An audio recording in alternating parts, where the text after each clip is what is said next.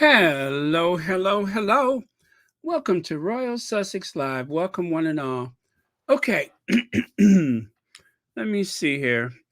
I may have unplugged the mic, so I'm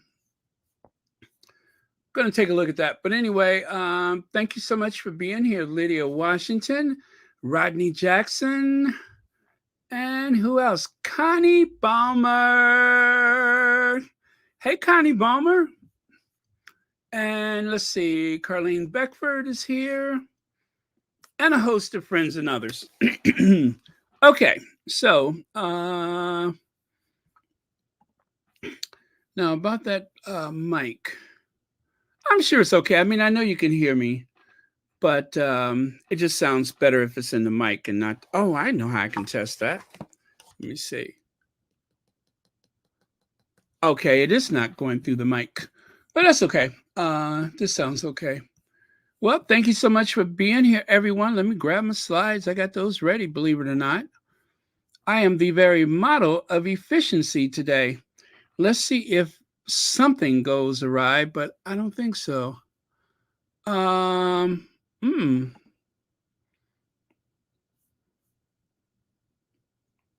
Okay, slides are coming. Joy Amore, thank you for being here.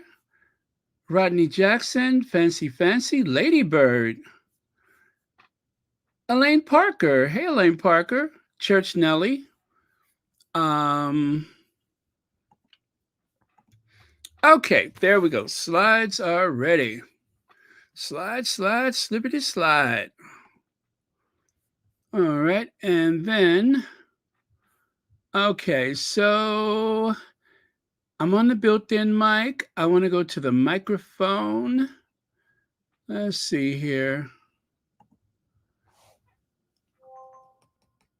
Nope, that's not it. Wait, is it?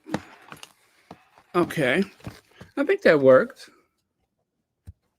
Check 1, 2, 3. I mean, I know you all can hear me, but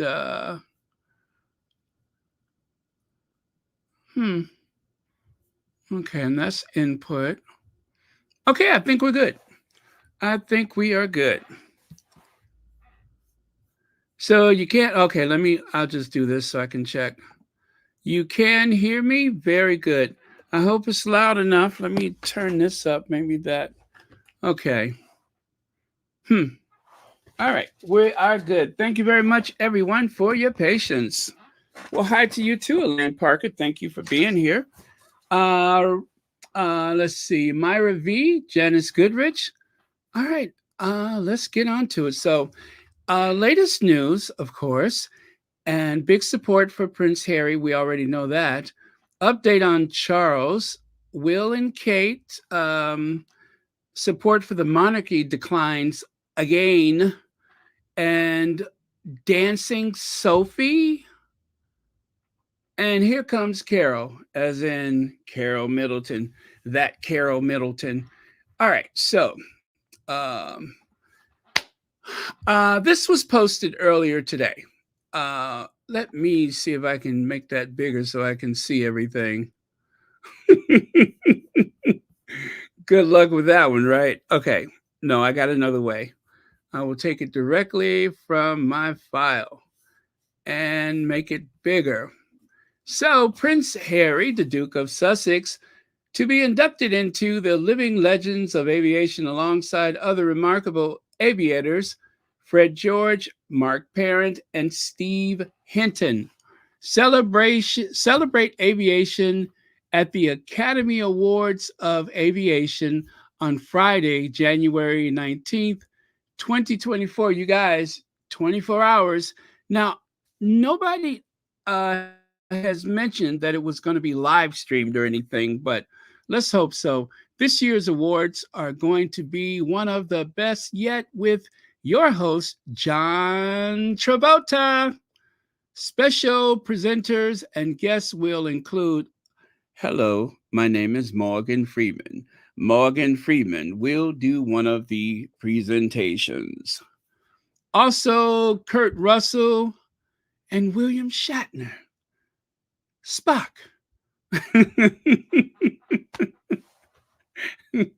I don't do a good William Shatner. Okay, hold on. Let me try it.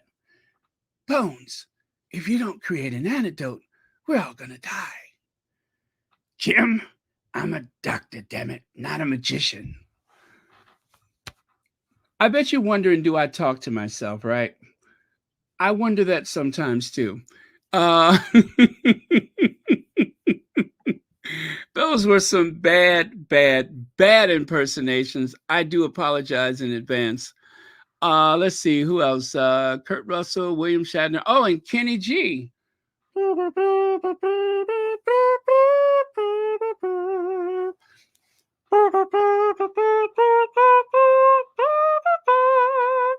Kenny G plays the straight sax. I remember that. He plays the straight sax. I didn't know that there was a straight saxophone until Kenny G and that big album that he had back in what, the 90s, was it? I know Dansby. I can't wait for tomorrow either. Let's see. Okay, let me continue then. I was still finishing that, wasn't I? Prince Harry, the Duke of Sussex, 2024 inductee of the Living Legends of Aviation. Prince Harry, the Duke of Sussex, is a humanitarian, military veteran, mental wellness advocate, and environmentalist. He has dedicated his life to advancing causes that he is passionate about and that bring about permanent change for people and places. He spent the first 10 years of his adulthood serving in the British Army, during which he undertook 2 tours of duty in Afghanistan as a forward air controller and an Apache helicopter pilot. After completing his military service, the Duke founded the Invictus Game Foundation, a platform for wounded, injured, and sick service personnel to use support as rehabilitation. The international event is globally celebrated. Display of is a globally I can barely see that display of resilience. It's very fuzzy. Community and athleticism that is universally recognized for its impact on celebrating those that served, and so on and so on. Um, let me just skip down to the bottom. He is a New York Times best-selling author. Skip to the last paragraph. We will pay tribute to our 4 legends that have flown west. Those are people who passed away. Hamlish Harding, Jimmy Buffett, Treat Williams, and Larry Flynn. So those are 4 individuals who have flown west, which I assume that means they crossed the Great River, as they used to say in Egypt. They have crossed the Nile. They have gone to the Valley of Kings. So, all right, so they're going to have a tribute for those 4 members that passed away. So, yeah, this was, I don't know who posted this. I guess it was from Living Legends. But as you know from yesterday, they have decided to go that extra step to make sure that it is clear that our prince, our fave, Prince Harry, is not only worthy of the award, they are given their full throated, chest out, shoulders back, head up support for Harry's induction into the you know. So they said, however, insiders insist the negativity will not get our attention. The organization states inductees are nominated and selected by current living legends who then are part of future selection processes. So Harry will be a part of the selection process for the future inductees to this Hall of Fame. Show enough. So, just so that there's no confusion, as they said in Italy for the Duchess of Sussex, Meghan's one of us. Well, Harry is one of us. So let me just go through this from their website again. Living Legends of Aviation 21st Annual Award, Friday, January 19th, 2024, the Beverly Hilton. The Beverly Hilton. And right there, you can see some of the past people that were inducted, including Chuck Aaron. Um, oh, yeah, let me see here. Let me pull out a few names you would recognize: Harrison Ford, Sergei Sikorsky, as in helicopter, Sikorsky helicopter. Um, let me see here. Um, oh. Here, okay, Morgan Freeman, Harrison Ford. Um, Jeff Bezos, and of course Elon Musk, and Sir Richard Branson. I mean, not all the names are, but listen, you have to admit that they all have contributed to aviation. Whether or not they're being dragged in the press right now is of no consequence. We're not here for the politics or anything like that. We are just simply celebrating aviation, or should I say, they are. But and you know how much I love planes. So yeah, Prince to be awarded new honor star-studded ceremony. And of course, this is a little glimpse of what it has looked like in the past. Over there on the left side, you can see what they posted on their website for Prince Harry, Duke of Sussex, humanitarian, military veteran, etc., etc. And take a look there. They say that was Nancy Reagan's idea. And from the little clip that's been making the way around the interweb, turns out that John Travolta did not know until that night. And they said that they danced to a medley of songs from the hit musical Grease. And there is an image of the award just in case, for whatever reason, you have not seen it before. Isn't that beautiful? It looks like highly polished stainless steel or something like that. And it is on a crystal base. Oh, I would love to have one of those. And it's pretty big too. So, and notice that the bird is banking and turning just like those two jets in the background, way up in the sky. So that is very cool. Elaine Parker, thank you so much for 28 months membership. Thank you very much for that. Wow. There's just a few of y'all that have had those long memberships. And then I know there's some people who changed their membership or had to change their uh, pay source or whatever, and then you had to do it over again. So that has not been lost on me. So thank you very much. And once again, that is kind of like, I guess, their mascot image for the organization. Well, actually, this is for the Kitty Hawks. I think that one is for the Kitty Hawks. And this organization actually supports a group of young people to help spark their interest in the field of aviation, or just, just learn about aviation. So they some of them will be the future pilots of tomorrow. So that is very cool. And okay, so yeah, that was from another day's slide. Let me get back over here. And Elaine Parker, thank you kindly for the super sticker, and thank you very much for watching Royal Sussex. And of course, Connie Balmer. Connie Balmer, thank God for his love and mercy toward Harry, Meghan, and their kids. Hear, hear. Amen to that.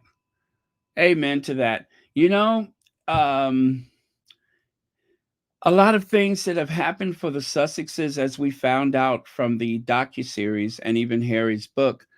You can't just say, "Oh, that was random and by chance." There is a much higher power than the Sussex squad that is looking out for them. So God will help those who cannot help themselves. It does not matter whether you come from a life of privilege or whether you come from a pretty middle class life, or if you're poor. It does not matter.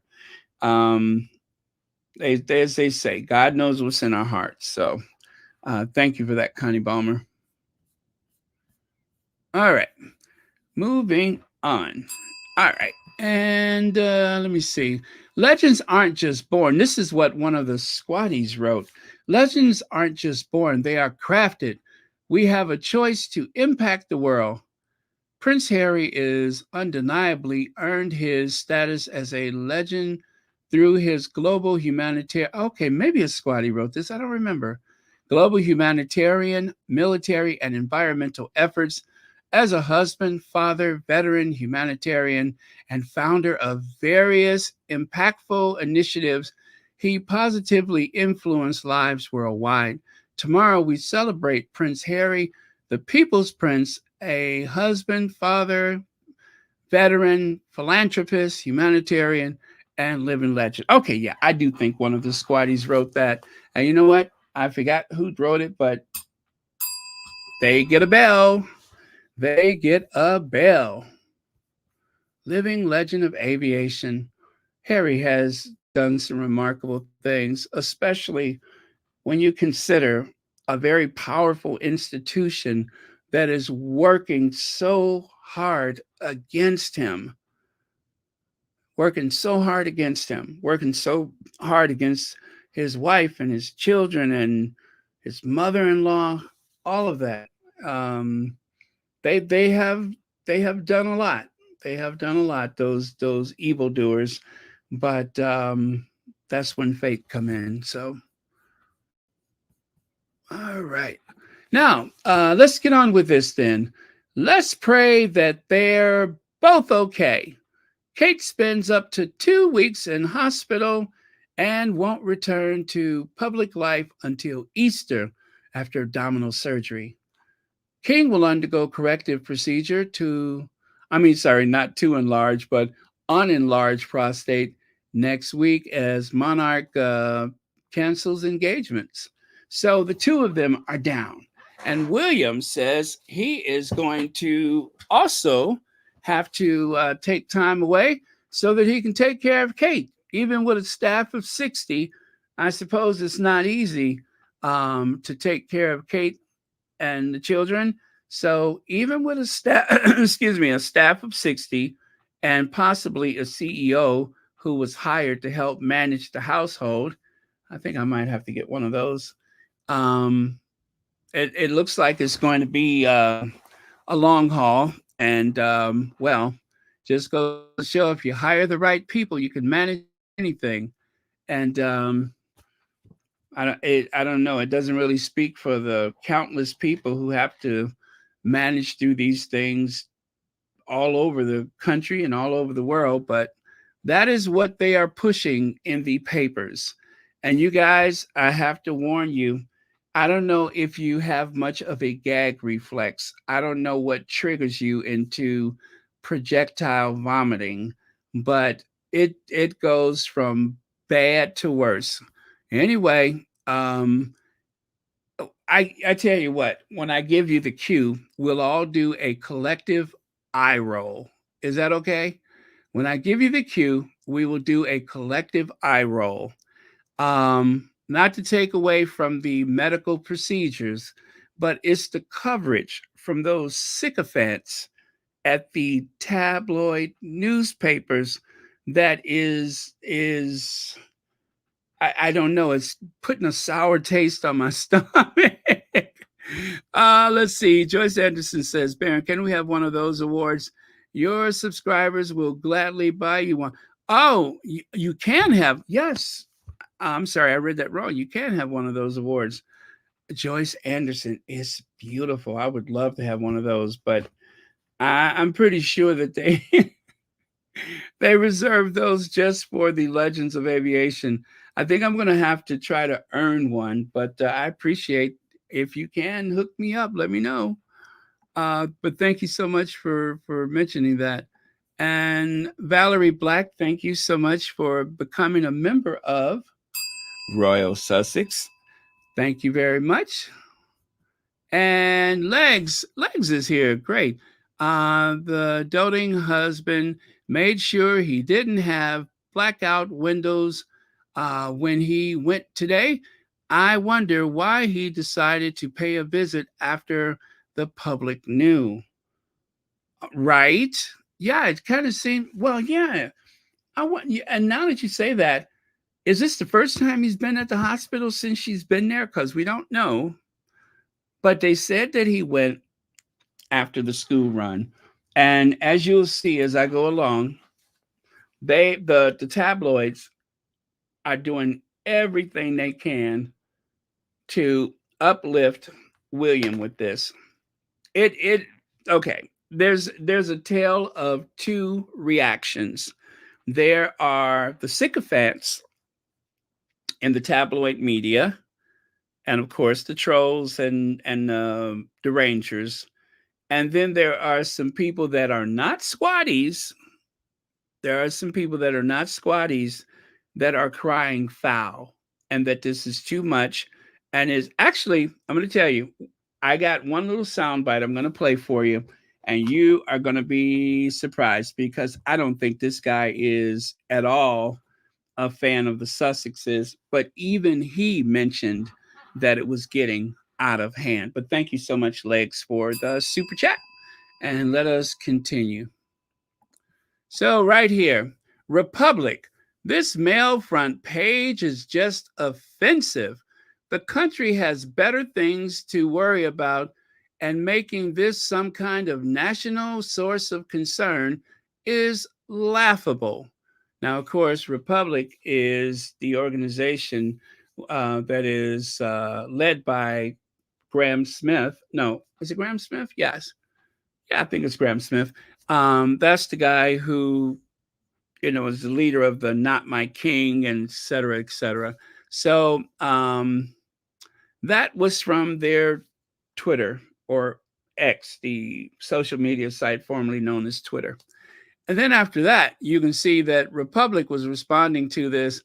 Let's pray for all the people in agony on long waiting lists for procedures on the cash-starved NHS.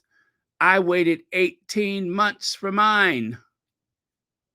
So this person waited 18 months for their procedure, and yet they are being overwhelmed by all of this fuss that is being pushed and pushed and pushed by the tabloid media. And if anybody doesn't get why that is irksome, then obviously you have the means as an individual to circumvent the national health care and go straight to a doctor and straight to a hospital or surgery or clinic or whatever you want to call it. You can skip all of that stuff, and and you can just see a doctor. Where some people are on these long waiting lists. There are some people who have to deplete their savings just to get things done. And how many times can you do something before you run out of money? Well, for some people, they can't start it in the first place. They have to wait. And yes, some people have died waiting. So, I'm looking at Republic's Twitter right now. Okay. Trending, not my king. Wow. That is trending right now. All right. Let me get back over here with you all. Take a look at a couple of your comments. Okay. The Derangers don't really care about Kate. They are just really upset that the two biracial black kids are in line to the British throne. Lady Bird, there is good evidence to say that you are absolutely right about that. There is very, shall we say, mild, meager, meek support for the institution from some of the people that are constantly attacking the Sussexes. They will call out the institution faster than I will. They're not so much royalists as they are ultra right wing conservatives that no matter which side of these borders you're on, if you wake up every day and you got it in for Harry and Meghan just because, yeah, just because, then chances are um, you're one of those people that will exhaust yourself dragging the Sussexes, but won't spend much time uplifting the rest of the royal family. I've always been fascinated by that. I mean, I hate that that is the way it is, but there are just some of those derangers that they don't care much for the royal family. They try to have a fundraiser and it's an abysmal failure, but yet they I guess you can't really say that they don't like the Sussexes. If you spend that much time looking at someone, you're a fan. You are a fan. So thank you so much, Lady Bird, for pointing that out. Uh, mhm. I told you people something is wrong with this picture. I don't know what, but something is wrong. Thank you, Lottie. Yeah, that goes without saying. There is something wrong. Okay. All right, I'm gonna keep going. I'm gonna keep going. All right, and to continue. So, don't defy will of the people. Oh no, I'm not down there. I'm up there at the top. Sorry about that. Online trolls attacking William for looking after his wife and children. You know they got to throw the children in there, just to make sure, that kind of like the way they would weaponize the queen. They are weaponizing the children against anybody who's not rolling over on the ground in tears about Kate in the hospital. Um, yeah, so looking after his wife and children are so spiteful. Now, that is from the desk of Rebecca. Are you done with that? English. And over there on the right side, Jan Moore. Jan, I never have dates on the weekend or weekdays. More that Jan, the one who said that she what was that she said about Tom Cruise? Anyway, for what she said about Tom Cruise, you'd have to wonder, does she own any mirrors? Has she seen herself? But I believe she referred to Tom Cruise as a grinning garden gnome or something like that. Anyway, it was weird. I'm just like, girl, you got a nerve. Anyway, the Sussexes are like two limpets sucking nutrients out of the rusty hull of the royal yacht. Well, you see there, when they try to take a dig at Harry and Meghan, sometimes they really are attacking the institution or other family members. The rusty hull of the royal yacht. Russ would mean that the yacht, the ship of state, if you will, is in a state of decay or decline. So if that's what she meant to say, I couldn't agree more. But as for sucking the nutrients out of the rusty hull of the, I would say the ones that are bleeding, not just sucking the nutrients, but bleeding, is not Harry and Meghan. They are financially independent. The ones that are sucking the nutrients out of the rusty hull of the royal yacht, that would be the rest of the family who is living off of money provided by the subjects of the king. Harry and Meghan is not getting a dime of that 350 million pounds that they manage to gather every year. That's not Harry and Meghan. That is the rest of the family. Charles, who gets directly paid 20 million pounds a year, plus the sovereign grant. Now, I don't know how much of that comes out of the sovereign grant, if any. And that's in spite of the fact that he has a $1 billion fortune called the Duchy of Lancaster. And William, who has a $1 billion+ fortune, I'm sorry, not dollars, what am I saying? Pounds, the Duchy of Cornwall.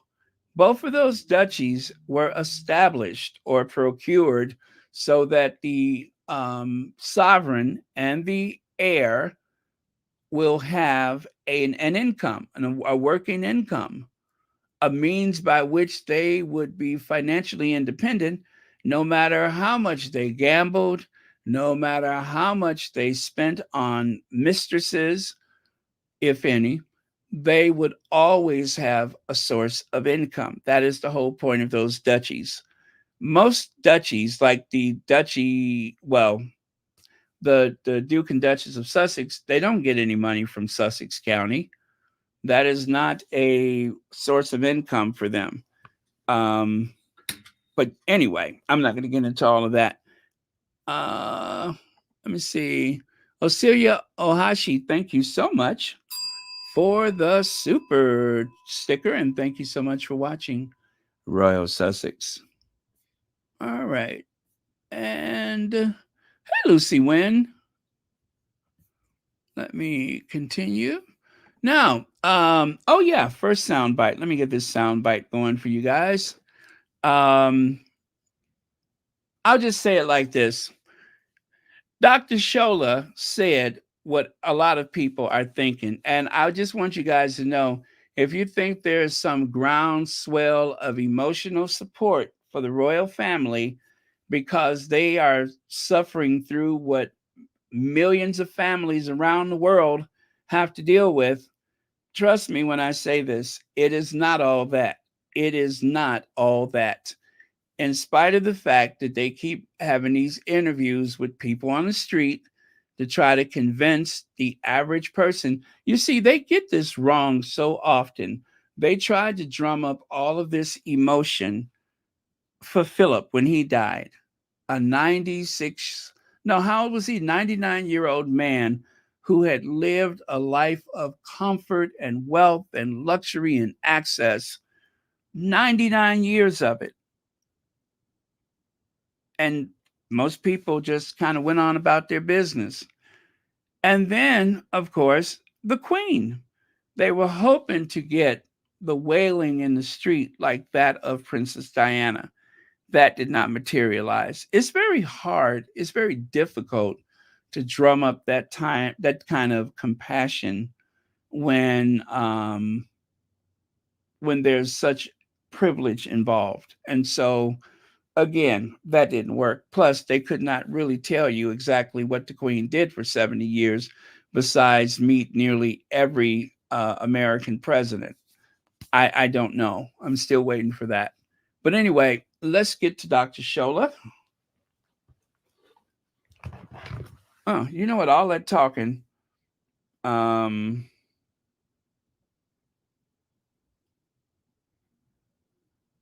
okay. All that talking, and I could have brought it up already. Oh, let me make sure you guys can hear me. I'm kind of nervous about that. Let me see. You can hear me. Yes, you can. And I hope I'm loud enough. I think so. All right, very good. So, Dr. Shola, let's get Shola on the case. Leaves the nation reeling? What the hell kind of mess is this headline? Oh, Lord, I'm trying so hard to be good this year, but they keep drawing me in. Let's break it down. Why is the British press always exaggerating the royal family? I suspect that they are afraid that in the absence of the senior royals, the British public will finally see that the monarchy serves no real purpose, is a drain on our threadbare national resources, and utterly irrelevant to our existence. Look, in the absence of King Charles, Princess Kate, Prince William, the world hasn't come to an end. The economy hasn't collapsed, and people are still in the same mess. The nation isn't. Oh, I'm sorry. It's buffering. Hold on. It's buffering.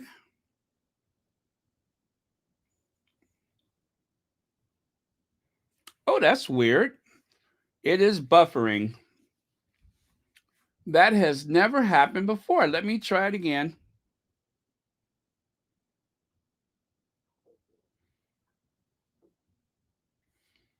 Oh, Lord. Okay, let me go out and come back in.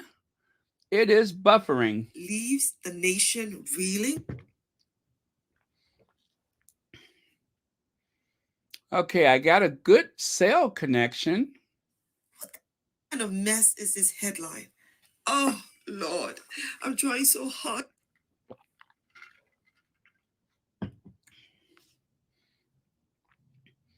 Oh, man. All right, let me try this again. But it keep drawing me. It's buffering. It never does that, and it is buffering like crazy.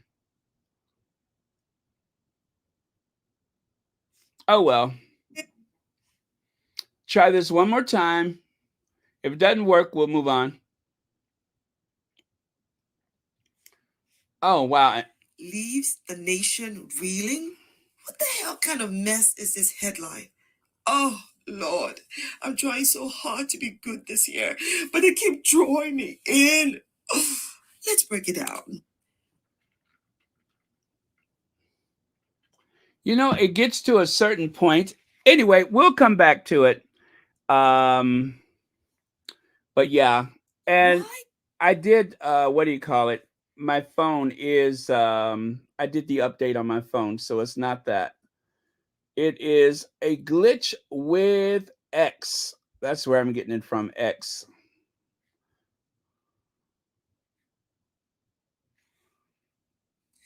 Leaves the nation reeling? What the hell kind of mess is this headline? You know, it's probably so many people that are watching that right now. Okay, so let's move on.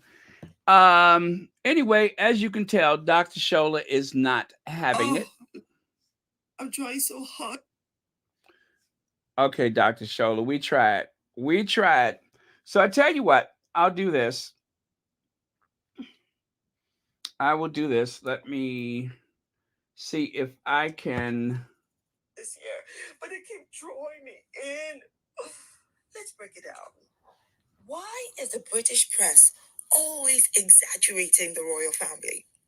I suspect that they are afraid that in the absence of the senior royals, the British public will finally see that the monarchy serves no real purpose, is a drain on our threadbare national resources, and utterly irrelevant to our existence.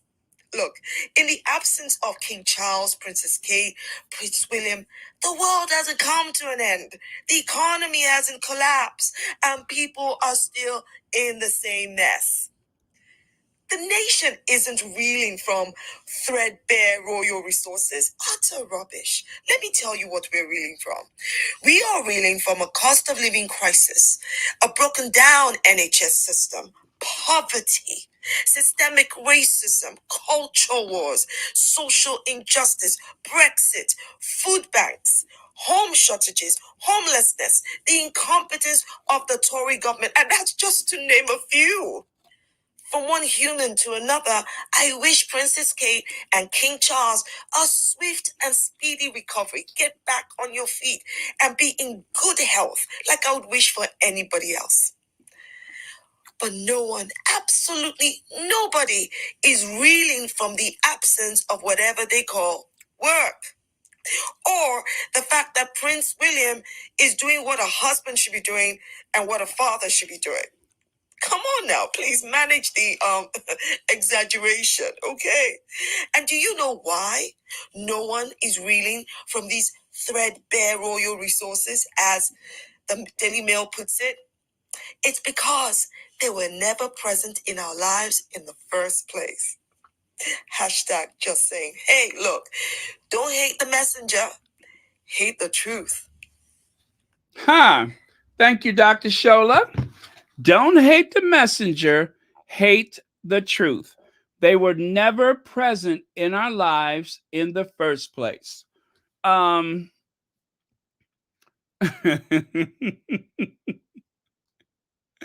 yeah, so that's what Dr. Shola said today. And she's not the only one. There were more people that were speaking out about this. They're doing too much by them pushing this soap opera like narrative. They're giving you a soap opera storyline, and people are fed up with it. Now, I hope this one doesn't buffer like the other one did. It didn't sound so good because I was trying to use my Bluetooth speaker, um, which is what I usually do when I'm playing a sound bite, and it sounds much better like that. And so let me try. I'll be there for Kate. This is Will's. William cancelling all engagements. I don't know why that's a headline, in fairness, because that's not news. What would be news is Will says, I'm not going to see her. And now that is what you call a story. But the idea a husband cancels his business again. Okay.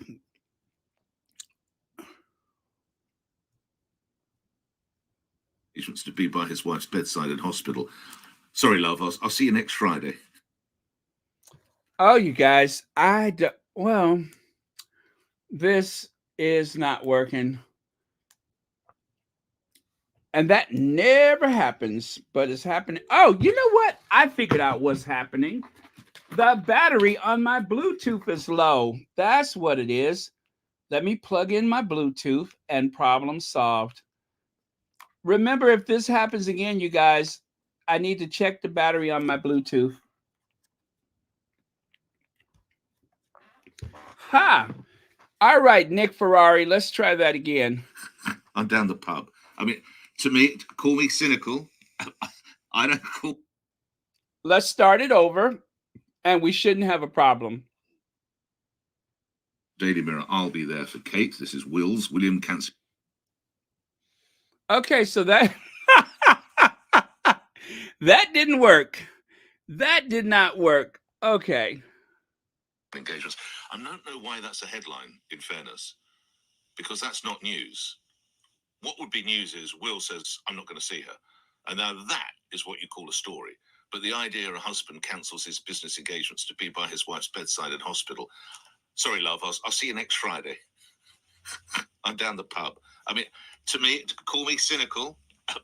I don't call that extraordinary that a husband does that. The Daily Mirror, I'll be there for Kate. This is Will's. William cancelling all engagements. I don't know why that's a headline, in fairness, because that's not news. What would be news is Will says, I'm not going to see her. And now that is what you call a story. But the idea a husband cancels his business engagements to be by his wife's bedside in hospital. Sorry, love, I'll see you next Friday. I'm down the pub. I mean, to me, call me cynical. I don't call that extraordinary that a husband does that. I love the little snort. I mean, it is so funny to him that he actually call me cynical.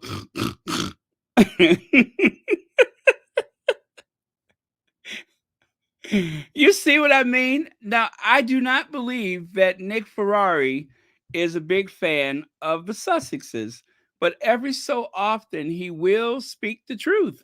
And the truth is, they're doing too much. Sorry, love. I'm going to the pub. I don't know why. This is actually news. And it why is it news? They're making it seem like it's this big crisis. What they're doing is they're taking advantage. They're taking advantage of the surgeries so that they could take the collective attention of the world and use it to try to make those people more relevant. Remember, if they are not seen, they are not relevant. They have to be seen to be relevant. So they are going to squeeze every bit of sympathy out of this event or these events, every bit as much as possible.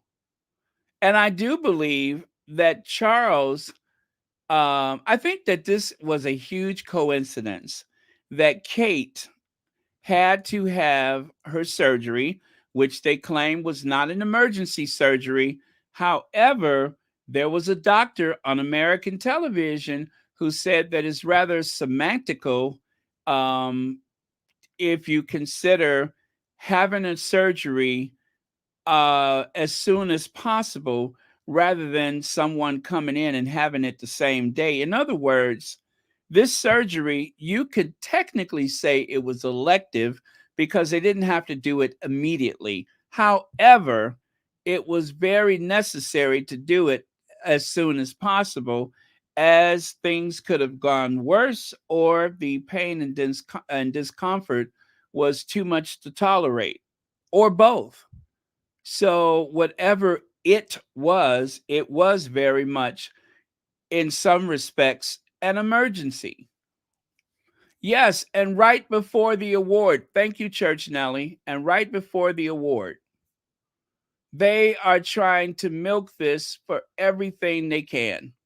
It is not that big of a deal. If anybody has known anyone that have gone through a surgery before, um, you still good luck if you were able to take off from work. Not everybody can do that. You have to have other family, extended family, or friends go and spend time with your loved one until you can get off from work. Not everybody has that. Not everyone can afford it. Kate's in safe hands. Okay, you guys, are you ready? Because I told you that we were going to do a collective eye roll.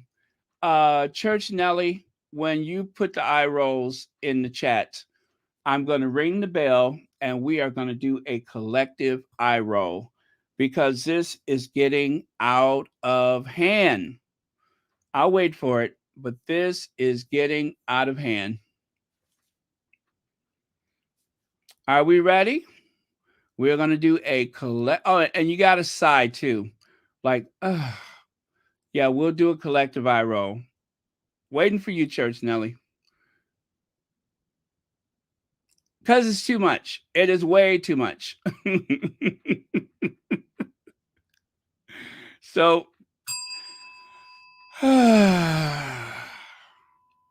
thank you, Church Nelly. One more time on three. One, two, three. All right, let me continue. Liz Jones says this feels personal. The new Kate is I'm sorry. The news Kate is in the hospital has hit me like a young member of my family has been struck down. A young member of your own family has been struck down? Is this Liz Jones that close to the royal family? You guys, I'm not taking anything away from the severity of this event. Obviously, Kate was in some type of distress, right? And we wish her well. However, this is going to actually turn people away from the royal family. This is too much. This is too much. I don't believe it. And then Kate's Rock rushed to her side. Rebecca English, deeply personal portrait of Prince William and why she knows he'll bend heaven and earth to support his wife. Are you guys serious? Are you? Lady Bird, you're welcome. You're welcome. Are you guys serious?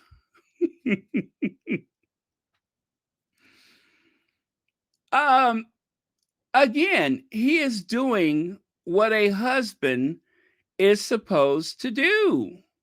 There is nothing extraordinary about what William is doing. He made a school run, thus ensuring the kids are not freaked out by the disruption to their household. Good one, good one. Right thing to do. He went to the hospital to visit with his wife after the kids were settled with their team of nannies in their household, which has 60 employees, obviously not there at the same time, but a household with some 60 employees that support that family, just like any other typical British family has 60 people that support them. I have it on good authority. I have it in some old encyclopedia around here somewhere that the average, let me see, where is that at? Let me look through this encyclopedia. There it is. It says the average British family has a team of some 60 employees that support them. Regardless of their socioeconomic background, the typical British family has some 60 employees that support them, and they are in the process, all of them are in the process of hiring a CEO to help keep everything running smoothly. Yes, that is what William is up against, just like any other parent in the United Kingdom. Lex says, was it a planned elective surgery or not? Yes and yes. I'm going to say yes and no to both. Um, it's all really depending on how they couched it. It was probably, well, I mean, let's face it. Let's face it. Um, you know how they say, don't eat after midnight, we'll operate tomorrow? They knew that, I'm pretty sure that they knew she was going to have surgery, as evident by the fact that she hadn't been seen for 23 days. I don't believe, at least I don't suspect, that it was an emergency visit to the hospital. They may have gone to the hospital sooner and gotten a diagnosis and then went in for the actual surgery. But it seemed to me, in my own layperson's voice, I'm going to say this, it seemed like it was something that was going to happen at some point sooner or later. Or it may have been a complication from something that was done before. They want privacy, they don't want to share that information. And so, out of respect for them, yeah, I'm still going to talk about it, but I'm still going to talk about it. That is a public official. That is someone who lives on taxpayer money, and people do have a right to know. And eventually, we will get to the bottom of it. I can assure you of that. Not sure when, but we'll get to it. But whatever it was very necessary, and people are morbidly curious about this long, drawn out hospital stay. 2 weeks in a hospital in this modern, I'm telling you, I knew someone who had open heart surgery that was out of the hospital in a week. This is someone's whose heart was stopped for 16 minutes. They had to ice him down for 16 minutes. They stopped his heart and then made whatever repair and started it up again. Now, if someone has had open heart surgery and they're out in 6, 7 days, surely someone young and fit and active as Kate Middleton, it is either very serious or what? What is going on? They should not have put a, well, I don't know. People would have probably freaked out if they didn't, but that is a long time. That is a long time for anybody to be in the hospital in these modern times. It really is. It really is. I'm not even going to speculate what it could be. Sherry Watts, you leave me alone and stop reading my mind, Sherry Watts. But thank you so much. Thank you so much, Legs. But yeah, whatever it was definitely urgent. And maybe they put it off or something. Maybe they put it off, but they needed to be there. And nobody knows exactly when they got there, but there is still that mysterious motorcade that went to the hospital. Um, what was it, right before Christmas, the 28th of December? There is still the question of the motorcade. What was that motorcade about? So let me see. Do I have that still? Do I have that? The motorcade. Let's take a look at that again. Aha, there it is. So that was the 28th of December, right? Hope all is well. I'm no, I hope all is well at Sandringham. Something happened, right? Obviously, something happened. They're not talking about it. They're not talking about it. Maybe there was an accident. Maybe there was some type of an accident. Mm. And maybe they thought they were okay and they were not. Don't know. Don't know. But by not telling people, they leave themselves wide open for speculation. And like I said, we're not bound to give them that type of privacy because, of course, they are public officials. B. Martim says, move heaven and earth. He don't even hold her hand or walk with her like we don't know. Absolutely, B. Martim. That's why I said they are milking this to try to counter all of those photographs, all of those videos from the past several years where there seems to have been a huge divide in their relationship.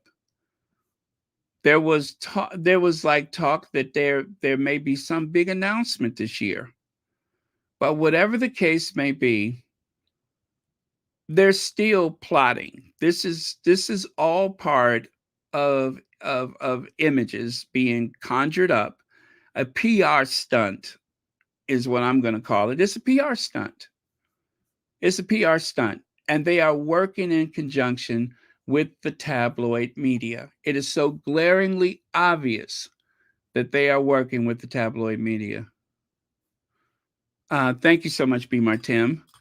And V. Bram, thank you so much for the super sticker and being a member of Royal Sussex. And thank you, B. Martim. I just noticed that you are a member as well. And Lex says, oh, Rohini says, Baron, 6 weeks is not long enough for a hysterectomy or a hernia. Well, they said after what the after Easter, right? Anytime you have abdominal surgery, especially when you're over a certain age, and then there's also, I mean, let's just say it. Kate does not seem like she has a very nutritional diet, you know, that we can say. It doesn't appear as though she has the most nutritional diet.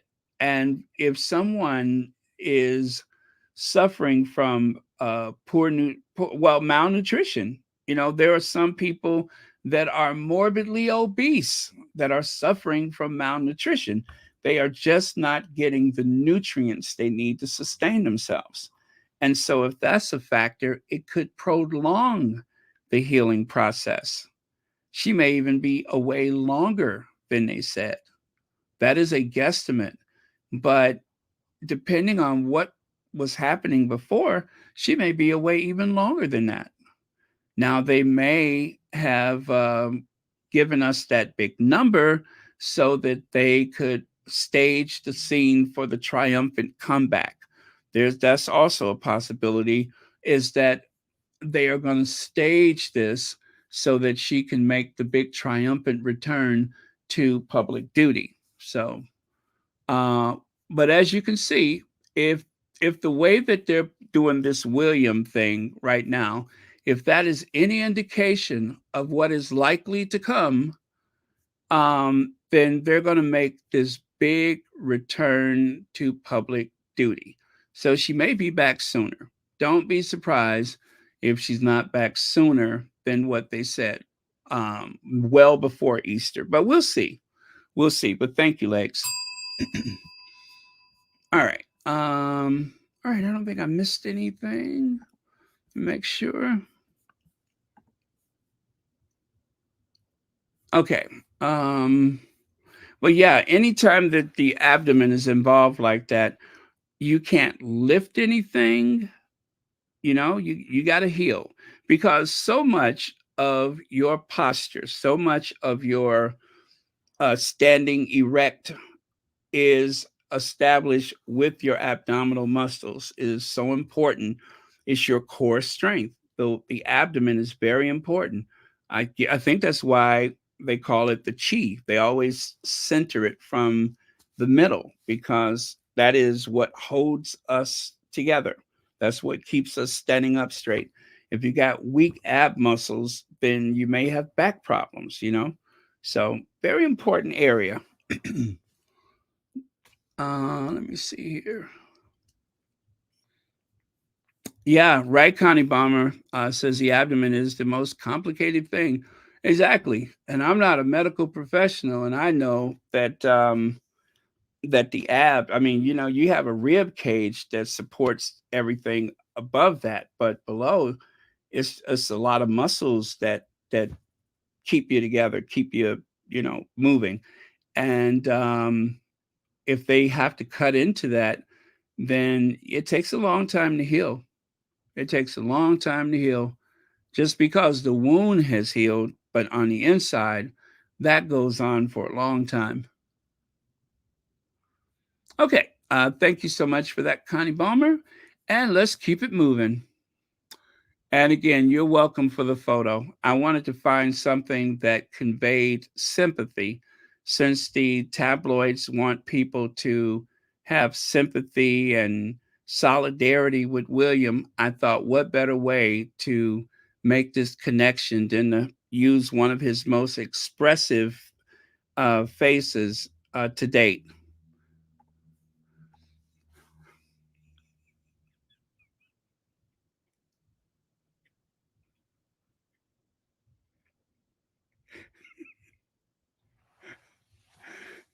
One of his most expressive faces to date. I forgot about this one. I actually forgot about this one, but I think it really captures his sensitive side.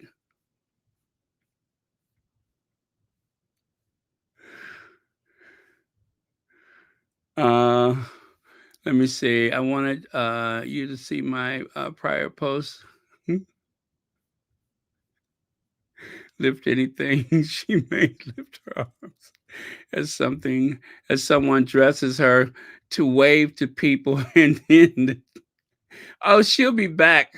She'll be back before she'll be jazz handing and Fosse shuffling before you know it.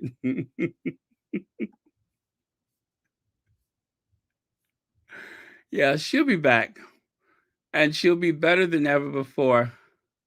Okay, I see it here. Lift anything. She may lift her arms as someone dresses her to wave to people, and then jazz hand. All that jazz. Absolutely. Thank you so much, BS. Okay. So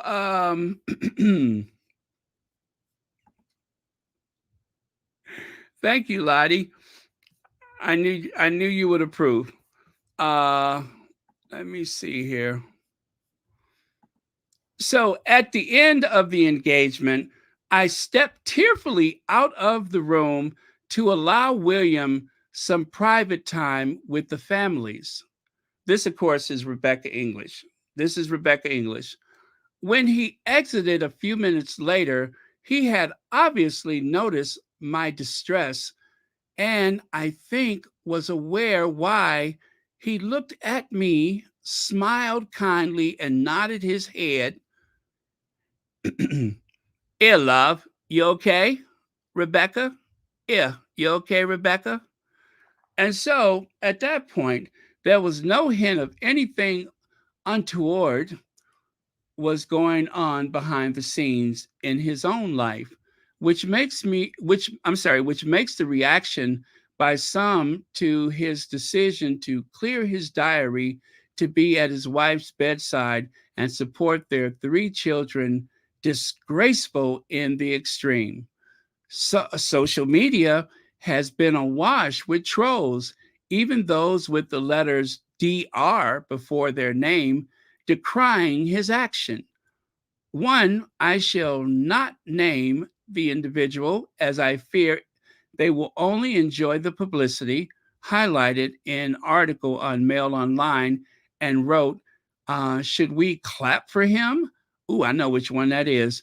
The PR spin is the PR spin to desperately make William look like a dedicated husband and father juggling childcare and caring when he is when he has an army of people supporting him and zero financial concerns about canceling work to stay at home is so tone deaf beyond spiteful.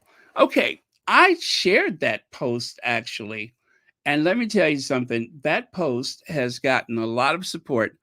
Let me see, that was from yesterday, right? Let me find it. Let me find it. I shared that yesterday. I did. Let me find it. I told you all they doing too much. They are doing too much. And people are feeling a certain okay, no, that's the wrong one. People are feeling a certain way about it. Don't blame the people because you all have gone overboard with your coverage. And they have. They have gone overboard. They have gone overboard. It is too much for the common working person. Nope, that's not it. Let me find it. Mm-mm-mm-mm.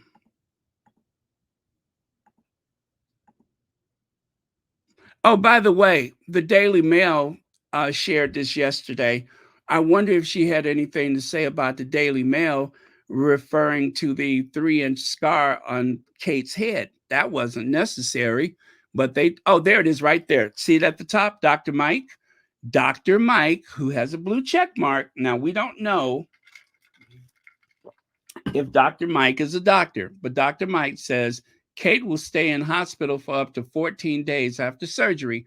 Meanwhile, in the NHS, you have surgery and are sent home 1 to 2 days later with a stat probe and a blood pressure cuff and a photo of a wound infection, of what a wound infection looks like, and maybe one wound dressing.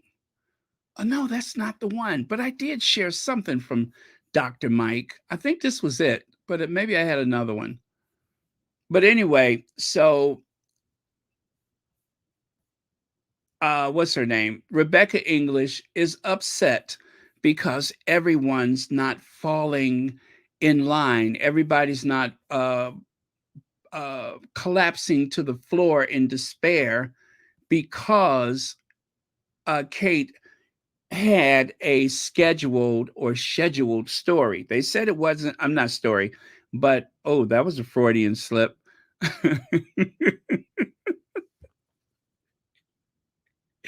That was a Freudian slip, not a scheduled story, a scheduled surgery, a pre scheduled whatever. But did that even happen? I could imagine him bothering with the awful woman, Rebecca English. Lady Karma is going to get her soon for speaking negatively about Dr. Shola. Oh, you think maybe she? Oh, was that Dr. Shola?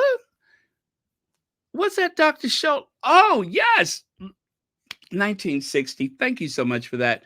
I don't know why I thought okay. She was talking about Dr. Scholler. Thank you so much for that.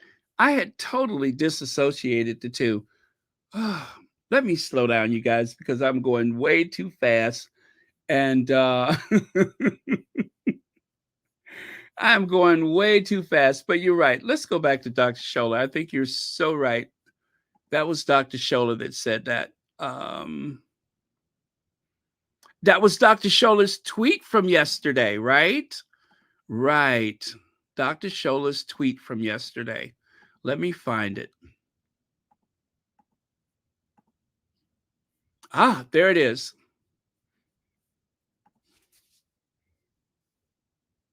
No, not that one. Not that one. I know. Okay, I do think it was Dr. Scholler.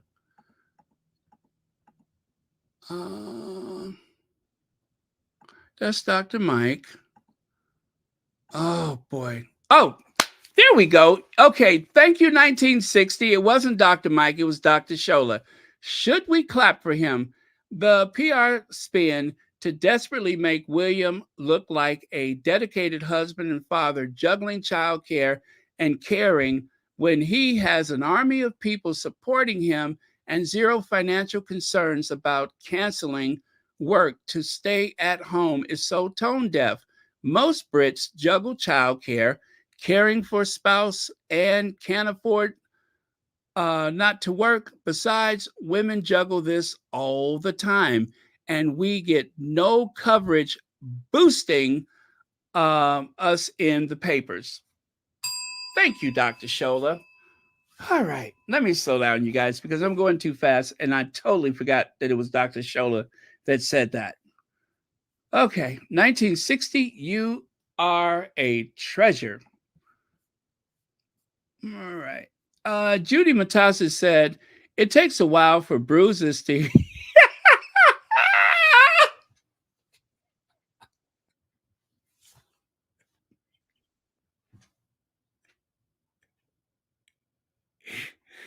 Okay, you snuck up on me. Um.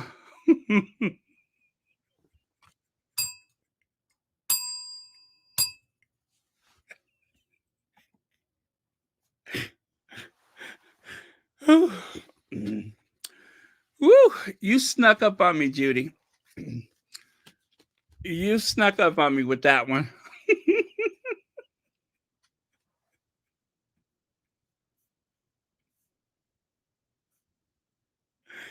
Thank you for your comment. What's love got to do? Got to do with it? What's love but a second-hand emotion? What's love got to do? Got to do with it? Who needs a heart when a heart can be broken? Ooh.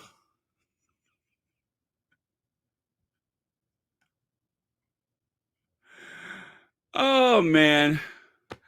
Woo. Listen. Okay, yes, good idea. Let me breathe. I'm gonna drink some water.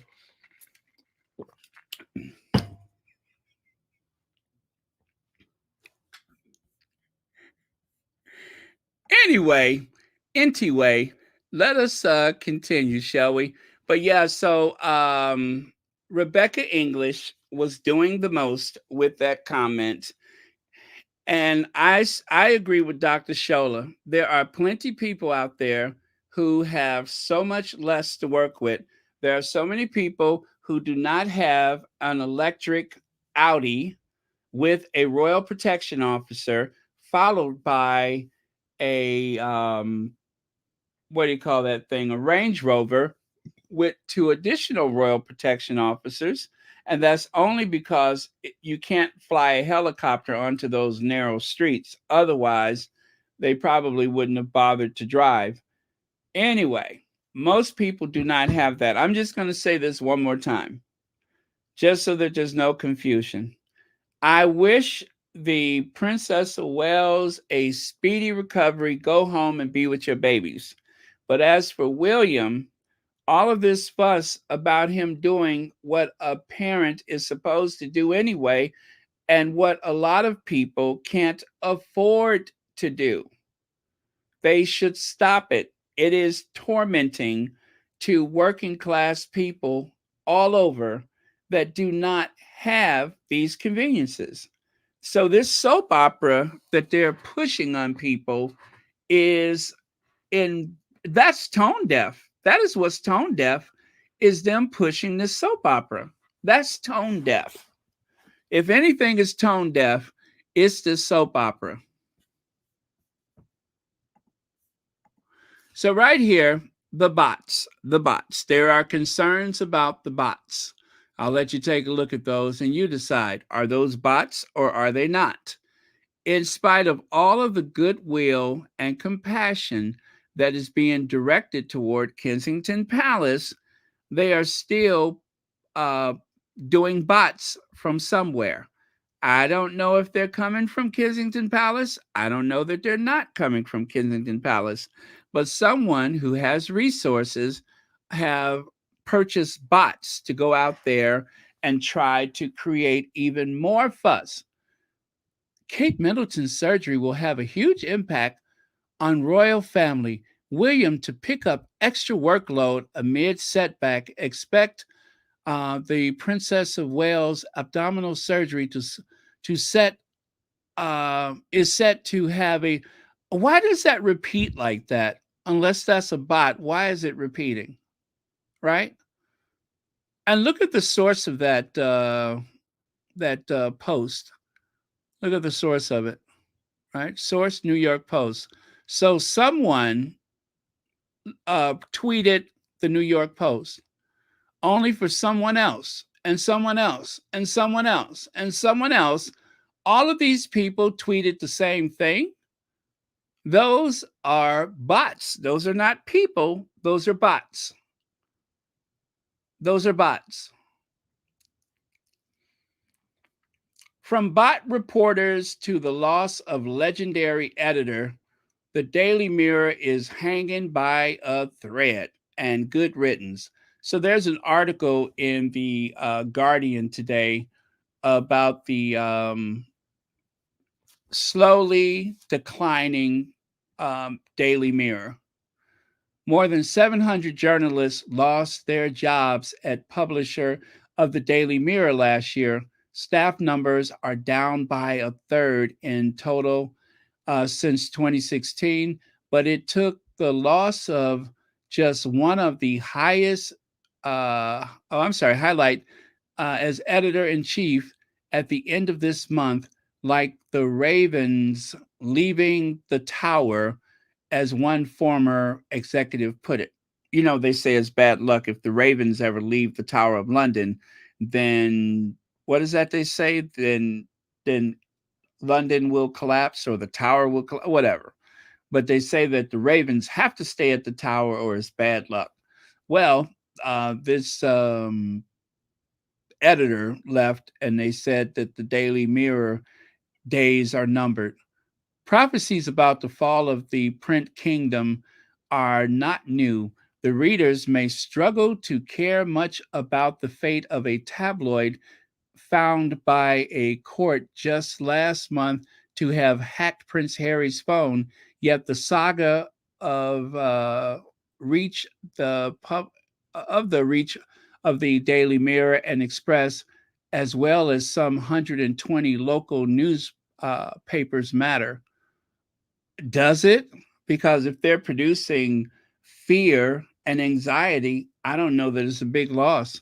For publishers of local newspapers, were cut to have been savaged, as well as the only national newspaper to have consistently backed the Labor Party since the end of the First World War, reaches historic title are particularly important in an election year.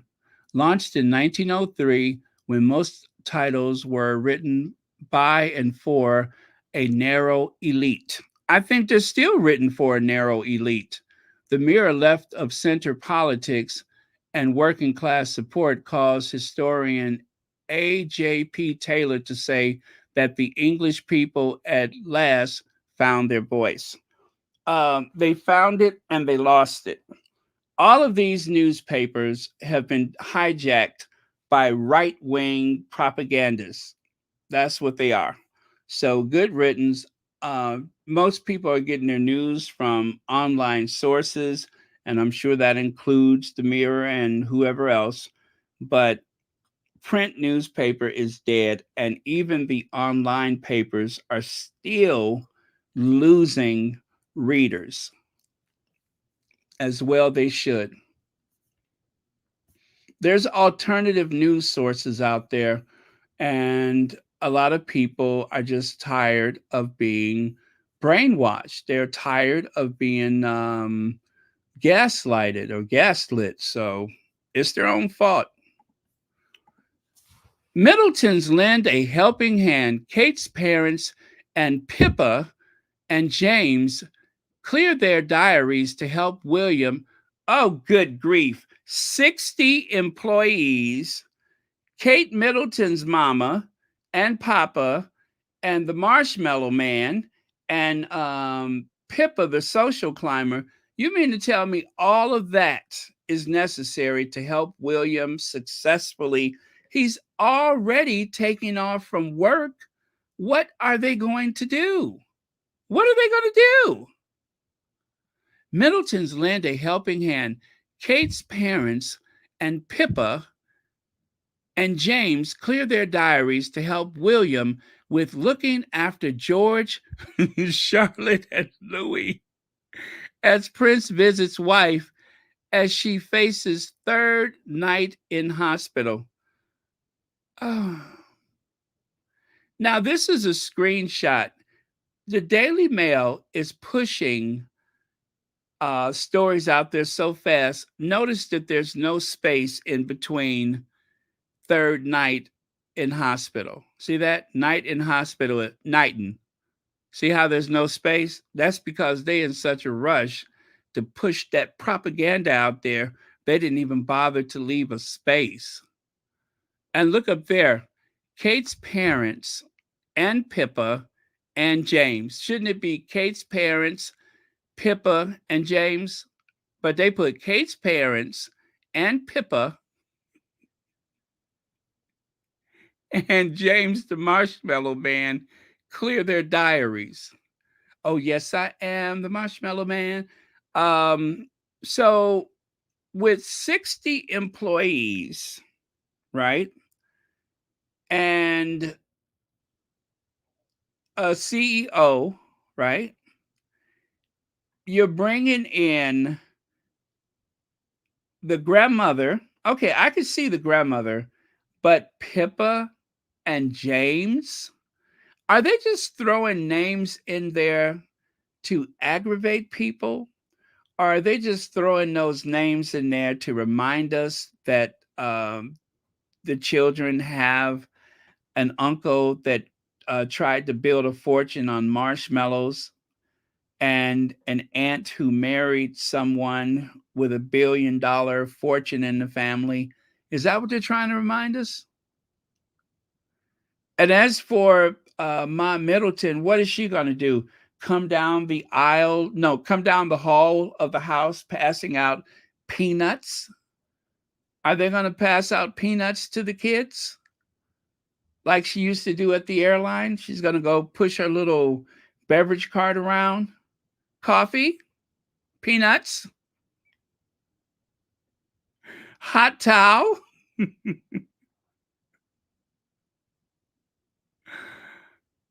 You all, they are going too far with this. They are going way too far. Um, this doesn't make any sense. They're just like any other family, except they just happen to receive taxpayers' money. That's it. Other people have to do it with less. It is tacky. It is tone deaf. They're making it seem like everybody is rushing to Kate's family's side. They got 60 employees. And besides, If the mama is coming to help with the grandkids, who's going to help her? Because trust me, looking at her lately, she needs help. If she's going to help them, who's going to help her?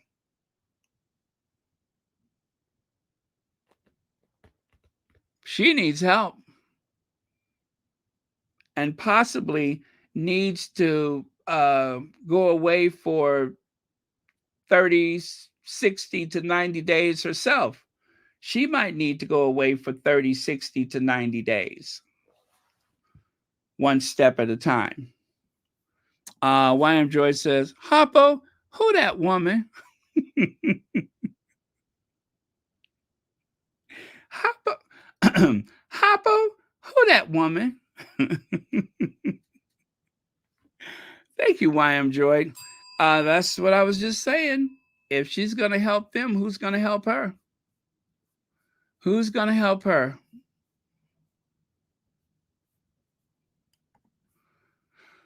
Liz Jones, this feels personal.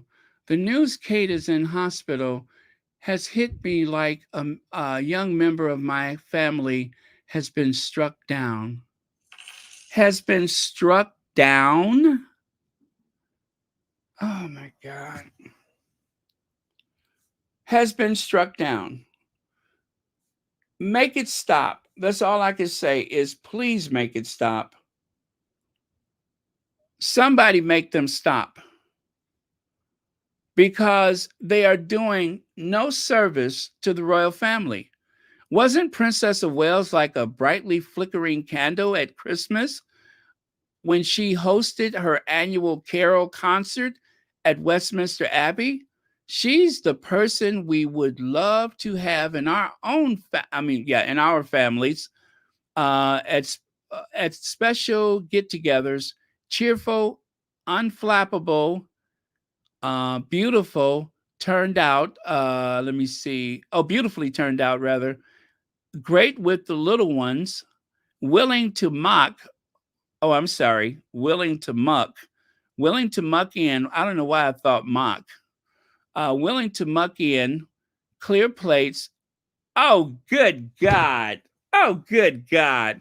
Willing to muck in, clear plates, and discard wrapping paper. Oh my God. Liz Jones, get your mouth away from the boots. You have to stop licking those royal boots. Who does these people think they are? Who are they fooling? Could you imagine Kate Middleton? Could you imagine Kate Middleton clearing dishes, uh, uh, going around picking up discarded pieces of wrapping paper when a staff of 60 will do?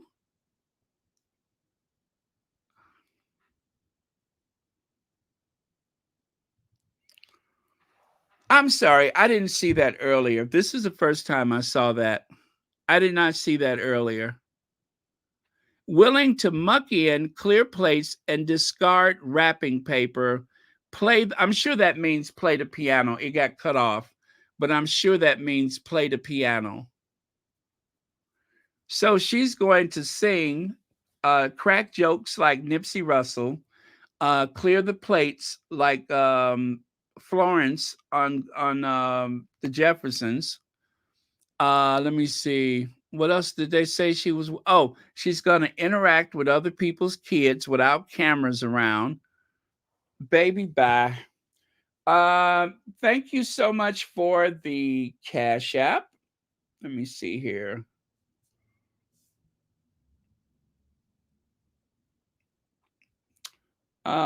Someone sent me a Cash App. Let me see who.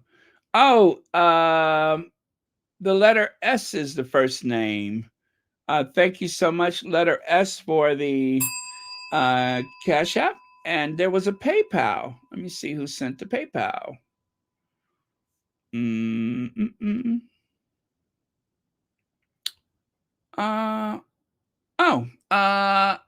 ER. Thank you so much for the PayPal.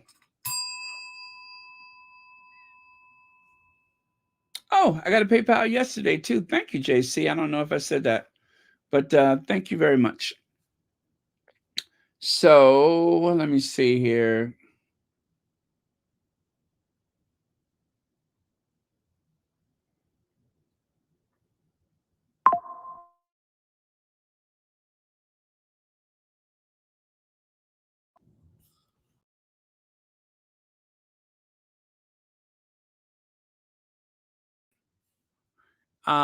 You can hear me. All right.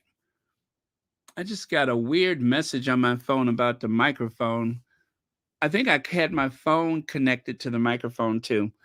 Yeah, when you have an Apple product, everything connects to everything. Um, and if you do something wrong, I may have been talking to you guys through my phone and not through the microphone, which is weird, but that's okay. Stay with it. I will stay with it. So you all can hear me. Let me put that back up. And Gracie Infoabi, thank you so much for the super sticker. This crazy that nobody is talking about Camilla taking care of their king through her surgery, his surgery. Daily Mail is focused on William because he puts Catherine in the hospital.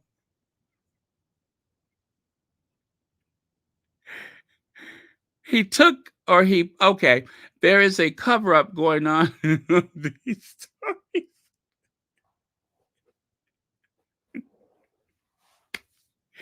Thank you. Oh, what's love got to do? Got to do with it. What's love but a second-hand emotion? What's love got to do? Got to do with it. Who needs a heart when a heart can be broken? Ooh.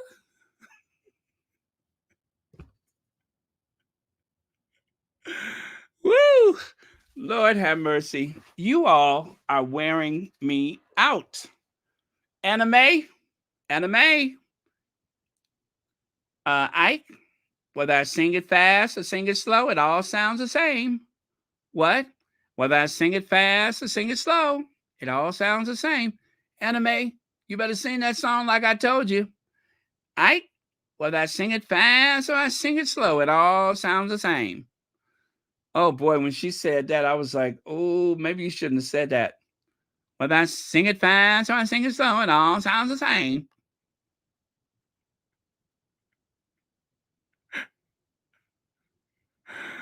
Oh Lord. Anime, better sing that song like I told you to. Whether I sing it fast or I sing it slow, it all sounds the same. So take a look there. You can see Charles and William and Camilla and Kate and Charles and William and Camilla and Kate and William and Camilla and Charles and William. Now, you would be confused if I asked you exactly what was the occasion. Why were they so happy? Why were they in this celebratory mood? Why is everybody smiling and jovial and high fiving and shaking hands? Does anybody know? Does anybody know why they seem to be so jovial and so happy and why they all slapping each other on the back? Anybody? What was the special occasion that these people were so happy? Because it seems rather strange that they are pushing all of these stories about how William is the doting father and husband rising to the occasion, that he is doing something extraordinary, even with a staff of 60, a mother in law, who else? A brother in law and a sister in law that have all come to his rescue. They are doing extraordinary things with only 60 plus people. Um, yes, thank you. Thank you. You all got it. Exactly. It seems confusing, but this was the reception that was held after the queen died. Instead of being in a state of mourning and bereavement for the loss of a mother, grandmother, and so on, they seem like they were, you know, when I look at these photos, I almost hear Streisand singing Happy Days Are Here Again. This does not look like a family in torment. Of course, the Sussexes were not invited to this function, and they made it a point to tell people that the Sussexes were not invited to this occasion. And I can understand why, because it probably would have broken Harry's heart in two, seeing his family having such a swell time, in the wake of losing the Queen. I don't think they've ever been so happy, not as far as I can tell, but they seem rather disgustingly jovial. And then there's Sophie. What can I say about Sophie? Unfortunately, there was a copyrighted song playing in the background, so I'm not able to share the music with you, but I can share the mood with you. Once again, I cannot share the music, but I can share the mood. Um, okay, where are you there? Uh-oh, what happened to Ford Fiesta? There she goes. Happy days are here again.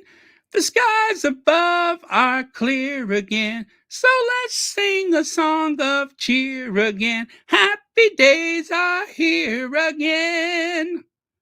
All together, shout out loud.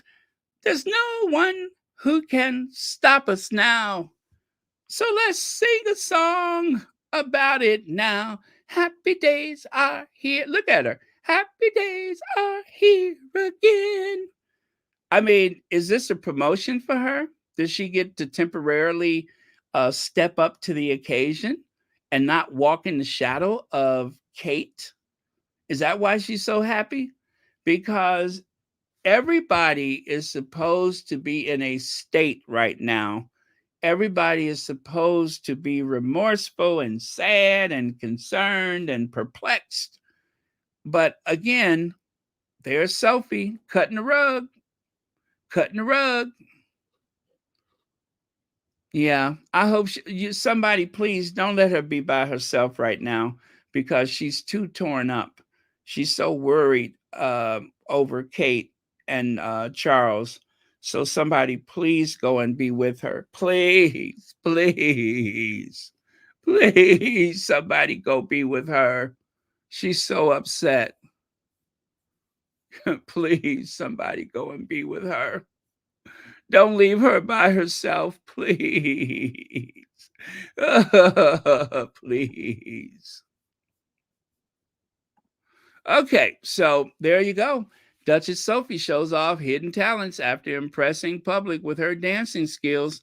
Sophie, Duchess of Edinburgh, wows the crowd today as she visited the the Catherine Lowe settlement and unveiled one of her secret talents.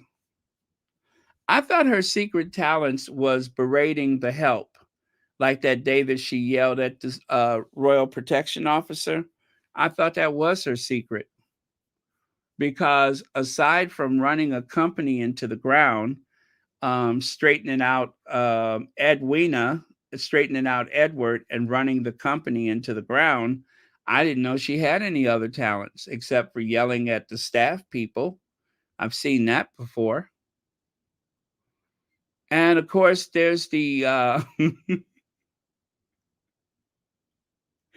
I can't even tell you what the other talent is. Um, and that's only out of consideration for the families who have suffered a loss or two. I can't even tell you what the other talents are, but I tell you what, um, never get between Sophie and her motorcade and wherever she's trying to go. That's all I'll say. Don't get between Sophie and her motorcade. Now, Stephen Glover, you don't have to be a saint to head up the Church of England, William. Um, that is a monumental understatement. You don't have to be a saint to head up the Church of England. As evident, as evident, you have two adulterers that have taken the throne of England. You have two adulterers that inhabit the court of St. James. You have two adulterers that was stood between, uh, actually stood before a congregation of civil servants, volunteers, a few aristocrats, the First Lady of the United States, and a host of other people. You have all these people that witnessed Charles III take the throne. So, again, you don't have to be a saint to head the Church of England. The word adultery originates from adult, as is commonly thought in English speaking countries, but from the late Latin word for the alter, corrupt adulterare. The altered adulterare, in turn, is formed by the combination of ad, and that means toward, and alter, other, together with the infinitive form, infinitive form, are making it a verb. So you don't have to be a saint to head to Church of England. All it takes is nerves. Adultery, informally known as cheating in non religious situations, is a word used in religious texts like Exodus 20:14. Adultery applies to a married person having sex with someone other than the person who they are married to. You don't have to be a saint to head the Church of England. You don't. You can be the supreme governor of the Church of England and have had a very, shall we say, interesting life, and you don't lose anything. You don't lose a thing. The only thing you gain is a throne, the Duchy of Lancaster, and of course, bags of money. That's what you get out of it. Thank you so much. All it takes is the audacity to be the head of the Church of England. Love it. Thank you so much, Rositas. Yeah, that's it. All you have to do. All it takes is nerves. So, somebody get me Stephen Glover on the phone. I need to explain this to him myself.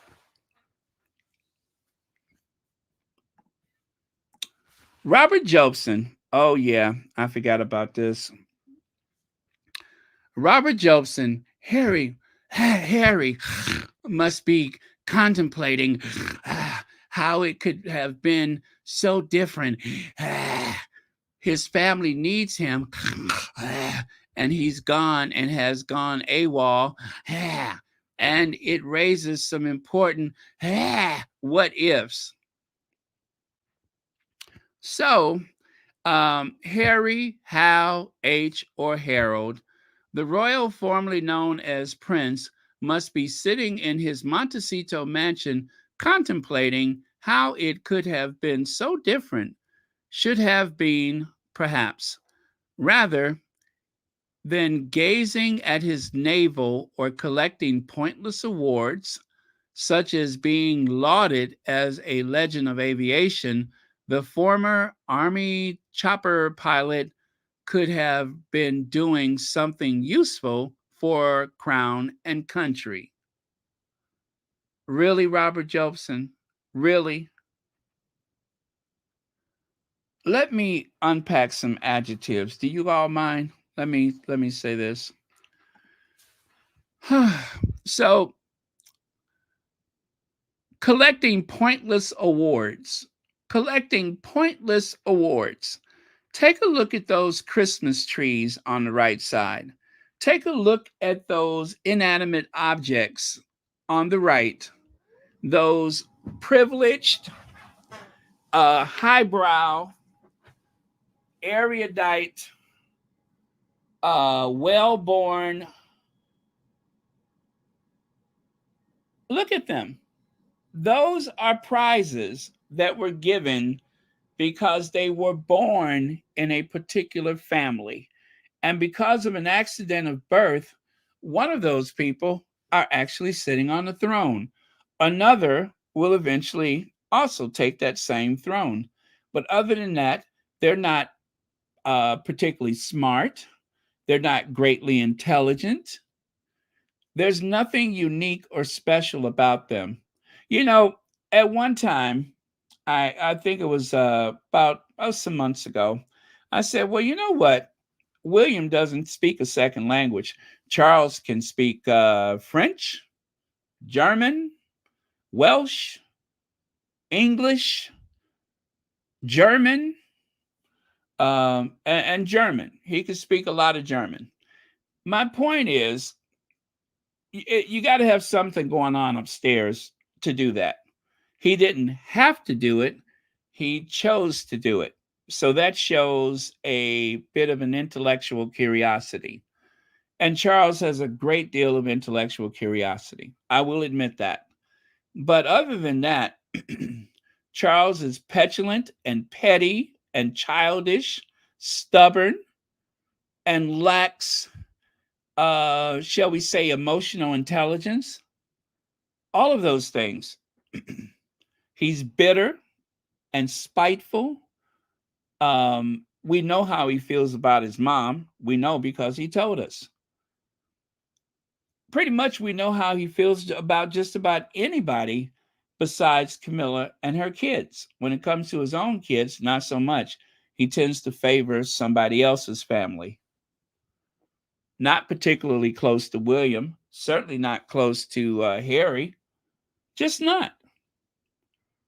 It's hard to know when Charles is being a real person and when he's just doing it for the cameras. I'll just say that. I mean, he took poor Harry out to walk behind a coffin because of the cameras. But anyway, they're all awarded with stuff that they haven't worked for. All of them. There's a lot of people that speak other languages. I took a tour one time in Vienna or Wien, Austria, and the tour guide went from English to Spanish and German and back. So he did 3 different tours on that same vehicle at the same time. I'd never seen anything like it. Amazing. So I give Charles points for that because that's something he didn't have to do. He wanted to do it. And aside from that, I don't have much good to say about him these days. But Harry has received awards and will continue to receive awards because he deserves it. But according to Robert Jobson, rather than gazing at his navel or collecting pointless awards, such as being lauded a legend of aviation, I would like to see Robert Jobson climb into the cockpit of a helicopter.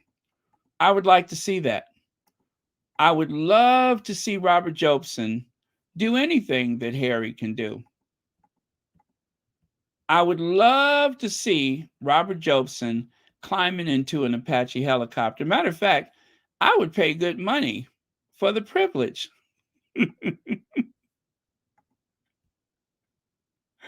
All I can say is, Lord, please make it happen.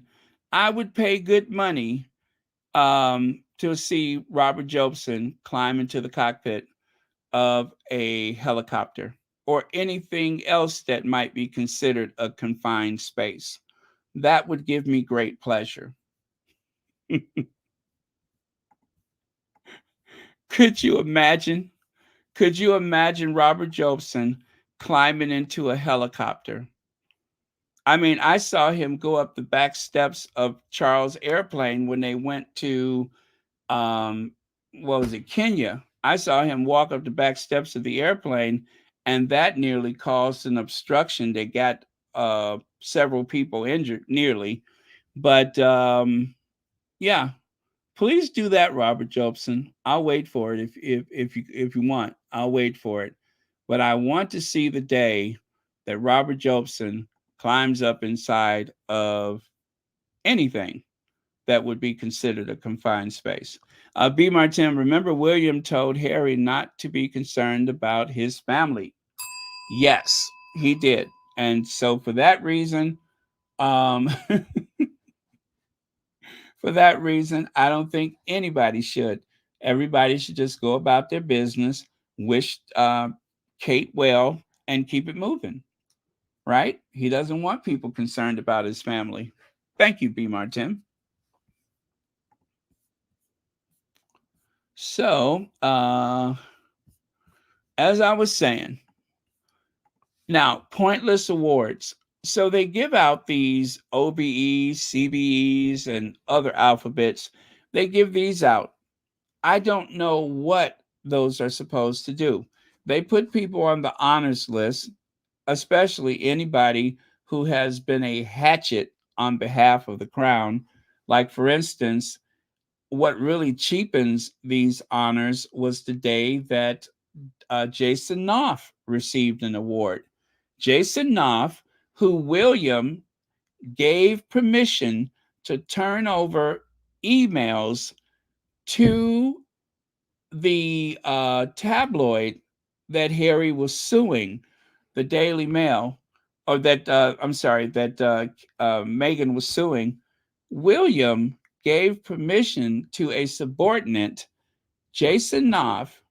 He gave him permission to turn over information to help the enemy, well, the enemy of the Sussexes, to help the enemy win a court case. It didn't work, but he was willing to do that, right? This is William that we're all supposed to support. He did everything he could to create havoc for Meghan's lawsuit for the copyright infringement of a letter. And the only way that happened was because William gave Jason permission to do it, right? And so it seems like there was a quid pro quo. What happened when they had the honors list? Next thing you know, Jason gets one of those trinkets for services rendered. What was it, the Victorian Order or whatever? So those are very cheap as far as I'm concerned. And a lot of people who get them, they only get them because the royals want to take a photo with them, not because they've done anything so extraordinary. Yeah, I love the fact that they give them to people who help raise money for charities and such, but giving them to people for being devious on your behalf, that cheapens the effect. Willie, pointless awards. How about Earthflop? Earthflop is pointless. It doesn't do anything to save the planet. I can almost guarantee you anything that is going to help reduce carbon emissions. The only way that William can save the planet is to stop taking the helicopters to Kentucky Fried Chicken. Stop taking the helicopter from one side of the estate to the other. Stop taking private jets when you could take a commercial airline. The last time Willie flew commercial was when he went to the Earth Flop in Boston. And he may have taken one to Singapore. I did not see him arrive. I'm not sure he did. But he definitely took one to Boston.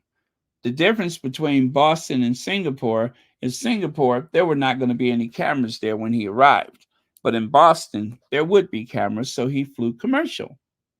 So I think that Earthshot is a pointless award, especially when you fly in celebrities to take photos with and make the recipients of the award stay home.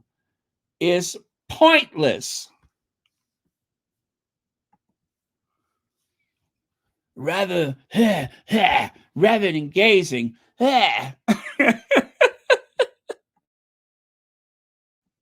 rather than gazing at his navel or collecting pointless awards. Can I ask you all a question? When do you think it was the last time that Robert Jobson has ever seen his navel? When was the last time Robert Jobson has seen his navel? Now, I'm pretty sure Harry can look down and see his navel, among other things, but Robert Jobson, not so much. Robert Jobson hasn't seen anything south of his stomach since the Dodgers left Brooklyn.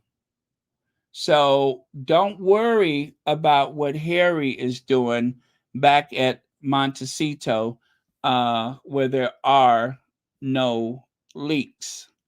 Because I guarantee you, Harry has seen his navel as recently as this morning, and Robert Jobson ain't seen his navel since the Queen was crowned sovereign. That is Queen Elizabeth, not that other one. But yeah, so I don't know what his point is. It was stupid and reckless and irresponsible. All of these tabloid reporters have been given the green light to do the old hatchet job on the Sussexes, and one by one, that's exactly what they're doing. Jan Moore, of course, there's Robert Jobson with his input. It's hard to say input because it seemed like everything's coming out of him, but with his input, well, then I guess you can say input because, I mean, if anybody's ever seen him at a buffet table, then you know the way he's gotten so much output is because of his input. But anyway, as I was saying, um, Robert Jobson says this is a pointless award and that Harry's, rather than sitting there looking at his navel or collecting these awards, he could be doing something helpful for the crown. The best thing he's done for the crown is to leave it alone and we can all collectively watch it wash down the drain because that's exactly where it's headed. I said what I said.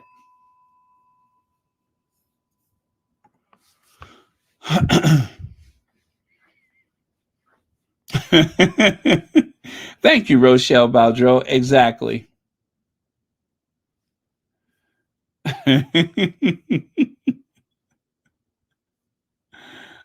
Yellow Rose, let me see. Uh, I'm pretty sure Robert Jobson, the last thing he has to worry about is losing like lint in his belly button. I'm pretty sure that the Limburg baby can slide up in there and you wouldn't be able to find him. You can hide a whole village somewhere near and around his belly button. I'm sure it's definitely not an Audi. Even if it was an Audi, it's definitely an any now. And when I say any, I mean it could be any place. It can be between any fold or any crease. So when you say any and Audi, when you say any for Robert Jobson, that means it can be in any crevice, any crevasse, if you will. It can be in any fold. A matter of fact, it probably shifted. I'm pretty sure it's a lot further south than it was a couple of years ago. Just like a tectonic plate is sliding away. Y'all know he pissed me off, don't you? He pissed me off.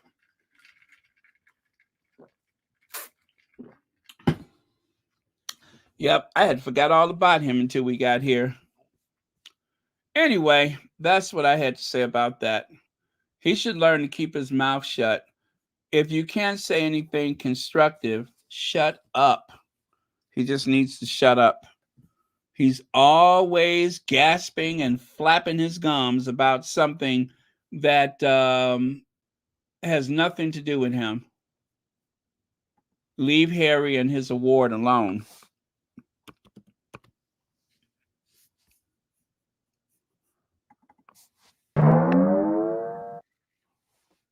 Right in the book about when they try to force that Fab Four thing on us during the Queen's death, that sort of fake walkabout when they're supposed to be together, that Kate said to another member of the royal family that it was one of the hardest things she ever had to do. Now, then immediately on Twitter you get all those Sussex troll idiots saying, well, you need to get out more if that's the hardest thing she ever done. The point of it is that it was a very difficult. The point of it is those awful the point of it is good Lord, what in the world was that? All of those the Sussex troll, the point of it is really, Robert Jobson, really. The thing is, I could actually understand him. There was a time when I wasn't sure what he was saying, but now I have learned to pick the words out of those gaffes for air, out of those desperate death rattles that he makes. I can actually hear words, which is extraordinary because there was a time I didn't know what he was saying. There's a Fab Four that knows Sussex trolls.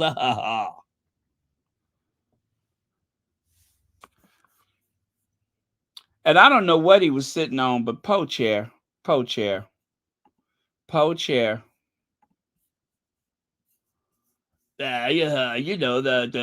Fab Four.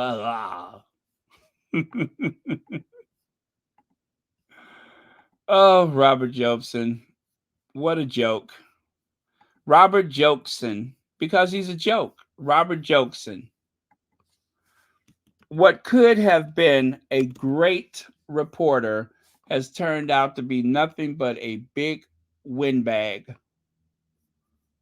Yep, he could have been a really good reporter. He could have been. I mean, he's a good writer, but he talks so much trash. I think it's so childish. I would say to Meghan Markle, look, sit down with me, with your husband, for an equally long interview to the one you gave Oprah Winfrey. And let me ask you more difficult questions about all your claims. But let me ask you a wider question, which is this. If you hate the royal family that much, why do you keep your royal titles? Well, there you go. Jobbo, what do you reckon? What are the chances of Harry and Meghan actually doing an interview with Piers?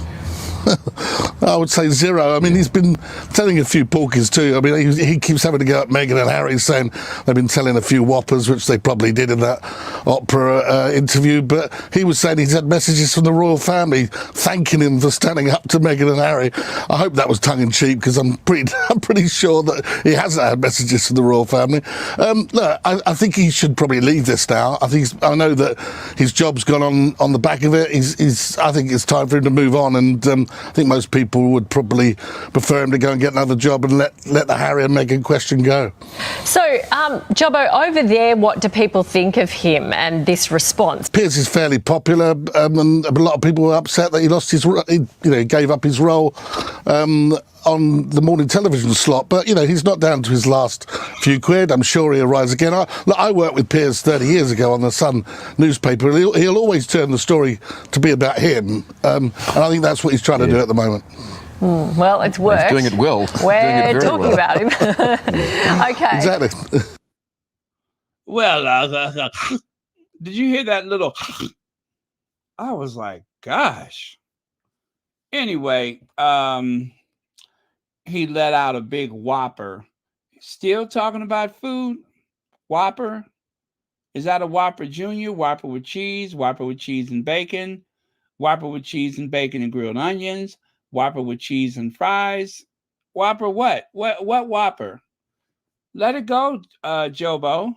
It's not what you're eating, it's what's eating you. Anyway, let me get out of here. But that's what I had to say. Jobo is still doing the most. he really, it's enough that you write your columns and everything, but then he even goes on television with that trash. How much would you pay for health care fit for a king?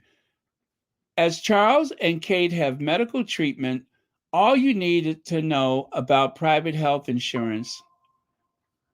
So here we go once again.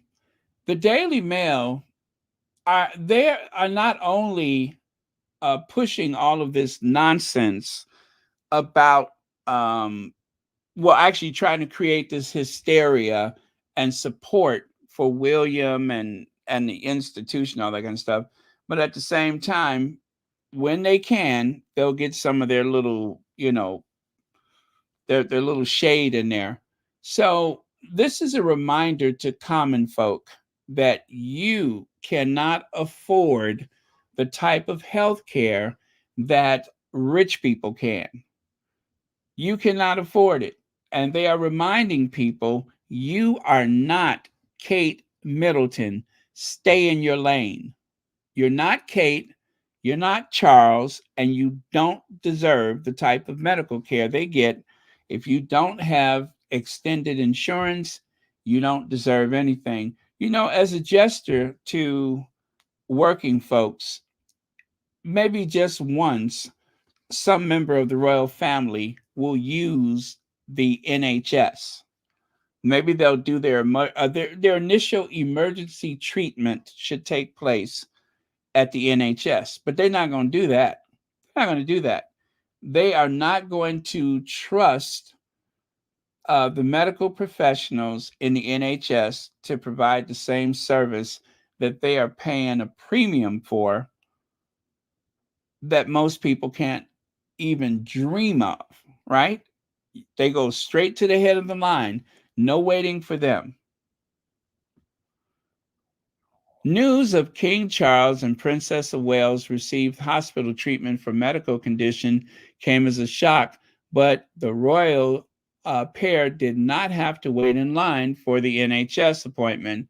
For those who can afford to pay, gold-plated health insurance whisk you past any queue for the best care the nation can provide. In private health insurance, just a luxury afforded by the affluent or a benefit that anyone can enjoy. Here we explain exactly what private health insurance can offer you, how much it will cost, and advice on how to get it for the cheapest rate possible. Well, first of all, you got to get some of those what is it, Folsom and oh, I can't see that. What kind of bag is that? Oh yeah, a foursome and Mason bag. Yeah, you got to get some bags of money. You have to give honors and titles and what else? And citizenship or something like that. Yeah, but you got to move them to the front of the queue, and then you get bags of money, and you can go to the front of the queue. It's easy. Anybody could do it. Now, this should come as no surprise, but I was surprised. I was surprised.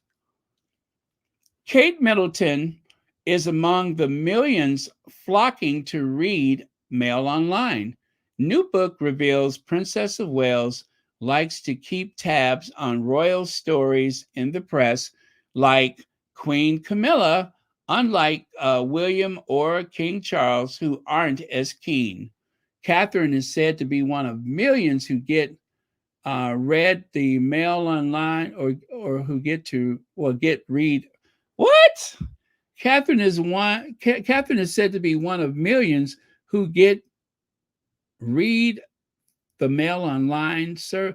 I'm telling you, they putting out so much stuff that the grammar is all messed up. And look who wrote this article, Sam Greenhill and Rebecca English. And Rebecca English? I thought Rebecca English was a little bit too, high up there to have to write something as silly as this. Can you believe that the Daily Mail has an article about Kate reading the Daily Mail? Are you all serious? It should come as no surprise. I mean, after all, especially Camilla. Hello, is this the Daily Mail? Senior Royal here. Hello. Can anyone hear me on this blasted phone? Hello? Senior Royal. Hello? Hello? No, I'm not a sir. I'm a ma'am. Hello? Is this the Daily Mail? Confound you. Anyway, so yeah, that should come as no surprise that Camilla reads the Daily Mail. As a matter of fact, Camilla is a contributing editor of the Daily Mail. And as for Kate, once somebody helps her with the big words, then of course she reads the Daily Mail. As a matter of fact, she probably got a stack of them right there in the hospital room. Not only is she reading the Daily Mail, but once her situation improves, she'll begin to hand them out to the hospital staff. Yeah. Yes, while you change that catheter, here, please, take this Daily Mail with you. Turn to the page about Harry and Meghan. Should not come as a surprise, but I'm just shocked that they actually ran this article. Why in the world are they telling people this? Kate Middleton is among the millions flocking to read Mail Online. Is this an advertisement? Is this some kind of, I don't know, what do they say? One hand washes the other hand and both hands washes the face? I just can't believe it. I just can't believe it. They have an article about Kate reading the Daily Mail. This is the same newspaper that her sister-in-law sued in a court of law. This is the same newspaper that has been in constant contact with her father. And they're telling people that not only Kate, but Camilla, hello, is this the Daily Mail? That Camilla reads the Daily Mail, and that Charles and William are not so keen. Now, as you know, the Daily Mail is published by, this is the owner right here. This is Lord Nappyhead. Lord Nappyhead, the racially ambiguous owner of the Daily Mail, inherited the paper from his father. But most people just call it the Daily Fail.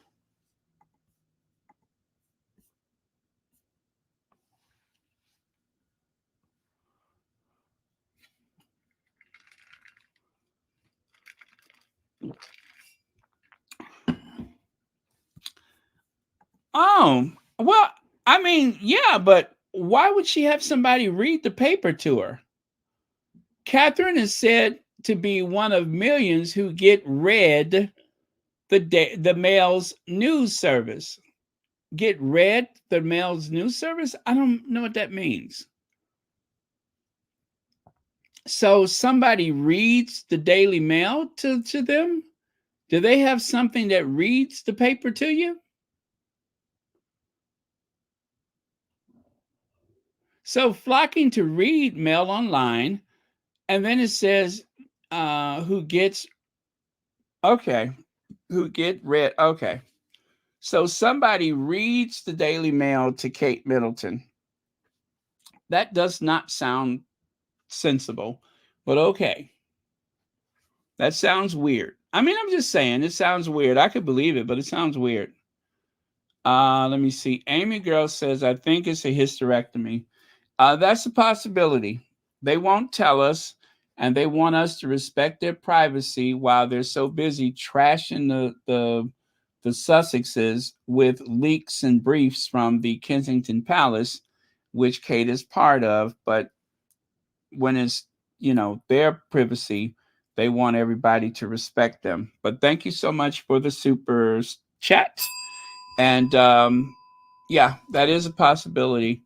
It sounds like that, along with some complications as well. That's what it sounds like to me. Like that's what it was, and that there may have been some complications. Nash Singby, thank you so much for 14 months membership. It's been 14 months already. Time flies by when you're having fun. Thank you, Nash. I appreciate that. And thank you so much for being here. Thank you for supporting Royal Sussex. Hello, is this the Daily Mail? Hello, hello. Is there anyone there? This is the Daily Mail. Senior Royal here. No, I said Senior Royal here. No, I won't stick this phone in my ear. This is the Senior Royal.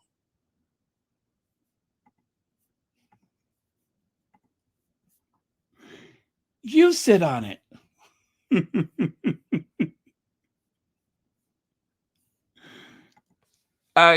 What is it, Cat Chloe? I'm telling you that sounds. Why does it read like that, though? I'm just asking, why would they say it like that? Catherine is said to be one of millions who get read the Mail's news service. So that, I mean, okay, let me leave that alone. I'm confused by the concept. Thank you, Marilyn King.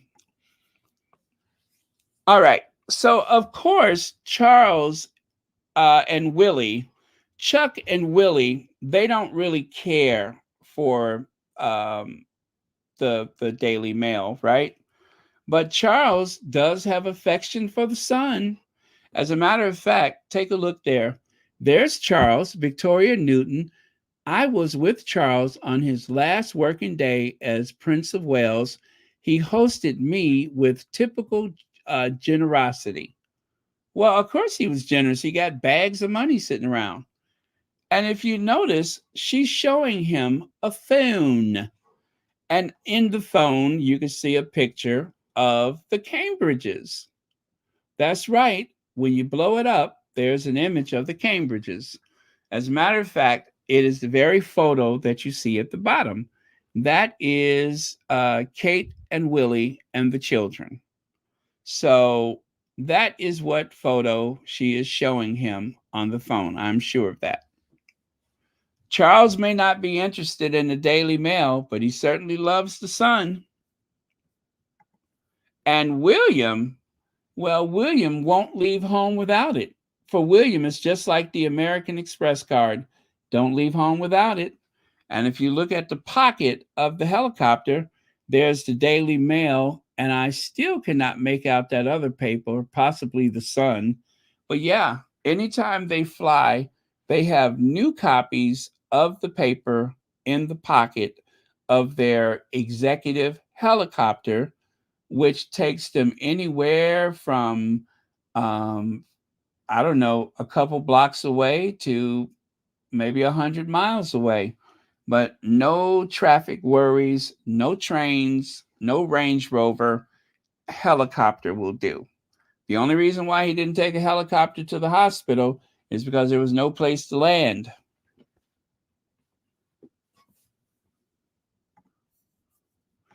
I've been holding for a long time. Now, this is a Senior Royal, and I have some very important information. Yes, Senior Royal here.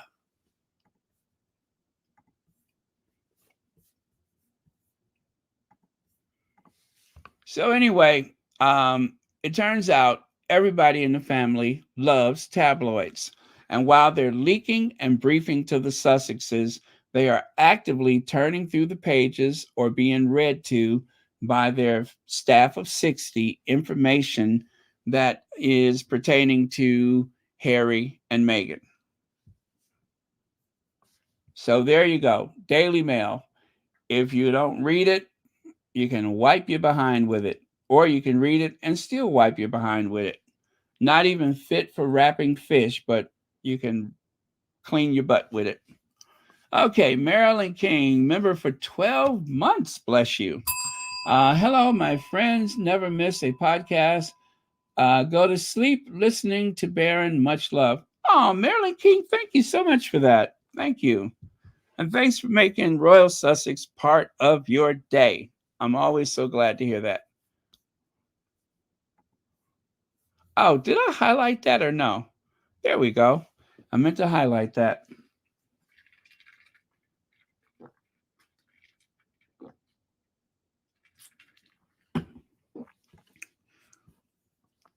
New poll, support for monarchy has collapsed even further, says Republic.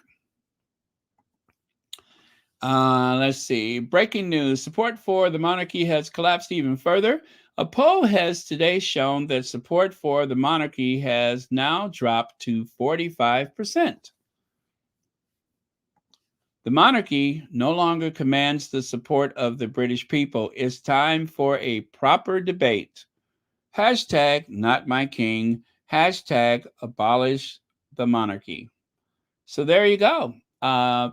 Republic has been paying for their own independent polls. And the last poll said that some 45% of the people, poll has now dropped to 45%. So the balance of that is they want an elected head of state or they just don't know. But the point of it is there is not a solid majority of people in favor of the monarchy. And some of that same stuff that I just shared with you tonight is going to be the undoing of that institution.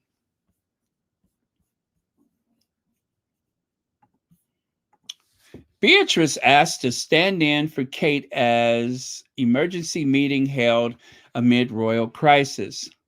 The royals are faced with a slimmed down monarchy crisis after the latest health bombshells, and it looks like Princess Beatrice could be stepping up to help, a source has claimed. Well, given the way that Kate has been very shady to Beatrice and Eugenie, I could just imagine how thrilled Beatrice would be to take away from the time that she can spend with her son and the bartender. She would have to leave the side of the bartender and her child so that she could go, or did she have two kids? So that she can go and step in for Kate, who never liked her anyway. Have you ever seen a conversation take place between Kate and Beatrice and Eugenie? I never have. I've never seen Kate address Sarah Ferguson. Matter of fact, there's a lot of people in the family that Kate barely speaks to. Yep, there's a lot of people in the family that she barely speaks to. You never see Kate have any type of exchange with the majority of the Windsors. It just doesn't happen.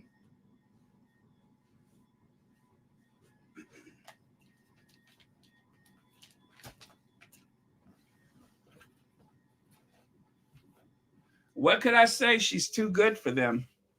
She's going to be queen, and there's no need for her to speak to the peasants. She is going to outrank everybody in that family except for Will. So why bother speaking to them?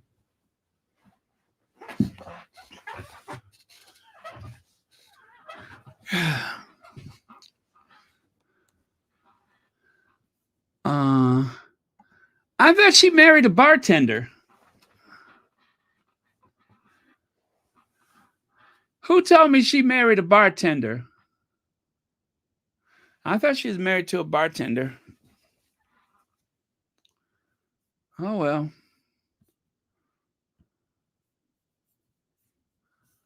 Okay. And then, of course, there was this curious quartet today. They were pretty much talking that crazy stuff about the book. And so Rebecca English, who you can see sitting there in the center of the screen, the one with the very garish looking dress on, that is Rebecca English. Rebecca English is about 5 feet tall. She's short. She's a little shorty. And at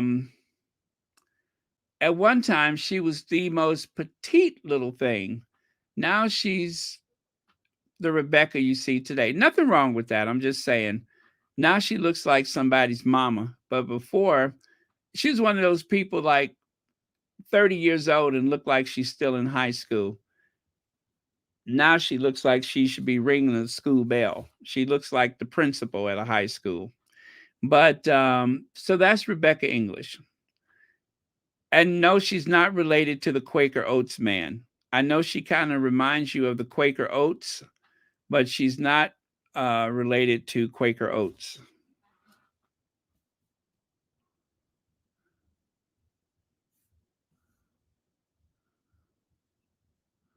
Yeah, they're not talking about the sick old man. Oh, that's Eugenie?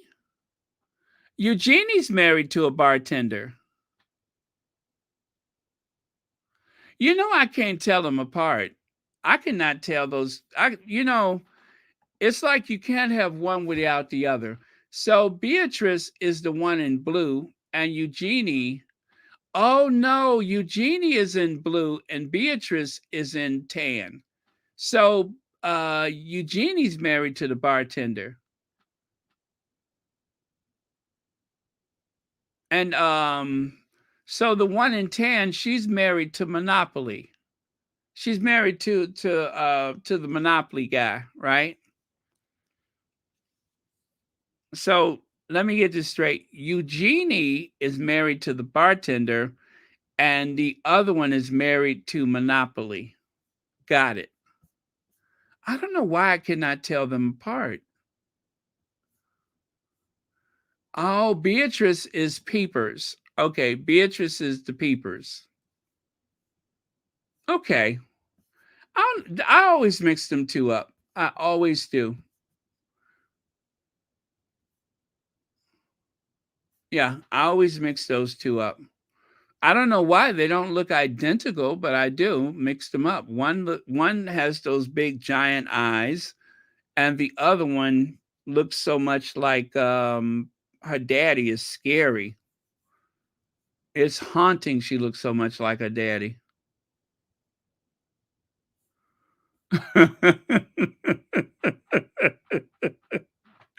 Thank you, Lady Bird. Somebody had to do it, right? Oh, really?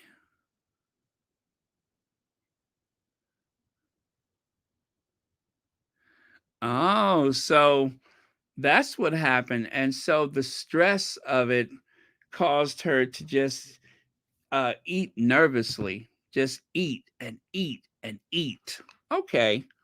Well, that explains it. That explains it. Her nerves got bad. She just ate her way through it.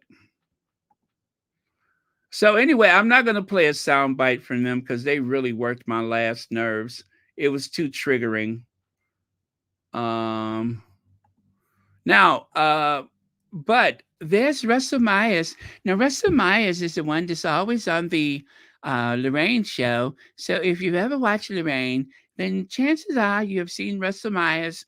And sometimes when Russell Myers is on Lorraine, you always notice that you can only ever see one of his ears. So yes, that's Russell Myers from the Lorraine show.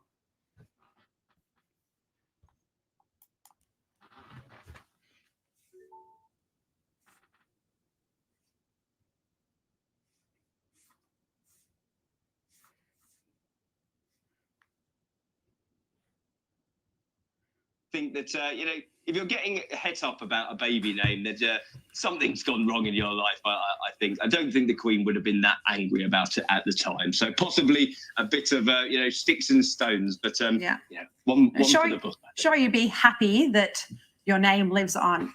Russell Myers, Precisely. thank you very much for your time. I think that, if you're getting het up about a baby name, that something's gone wrong in your life, I think. I don't think the Queen would have been that angry about it at the time. So possibly a bit of, sticks and stones, but one for the book. Sure, you'd be happy that your name lives on.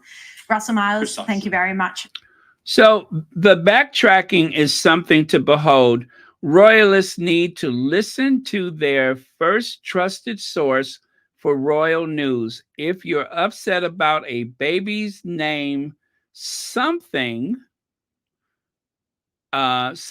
gone wrong in your life. If you're upset about a baby's name, something has gone wrong in your life. Russell Myers, as shady as Russell Myers is, I can't believe he's making sense. Russell Myers just said there's no way the Queen was that upset. I don't think she was upset at all, but at least he's not twisting the knife like everybody else is doing. I have no love for those royal reporters. The only one that I tolerate is Omid, but the rest of them, I have no use for them. And of course, the losses we share. Perhaps the path to healing begins with 3 simple words. Are you okay? Well, nobody asked Meghan if she was okay. Meghan suffered a loss. Harry suffered a loss. As parents, the excitement of having a second child turned into a period of mourning, and the royal family did not reach out to them. There was no big campaign of people in the tabloid media trying to figure out how important this is to everyone's life. Now, suffering from a miscarriage is something that a lot of families, parents will experience, couples will experience, but yet there was no outpouring of emotions from the tabloid media. There was barely a whisper. And of course, when it comes to the royal family, nothing. And I do mean nothing, not a thing. But then again, if everybody sits back and allow a child to be compared to a chimpanzee and say nothing, William, who spoke out about the mistreatment of footballers, but had nothing to say about his nephew, that hardly seems sensible.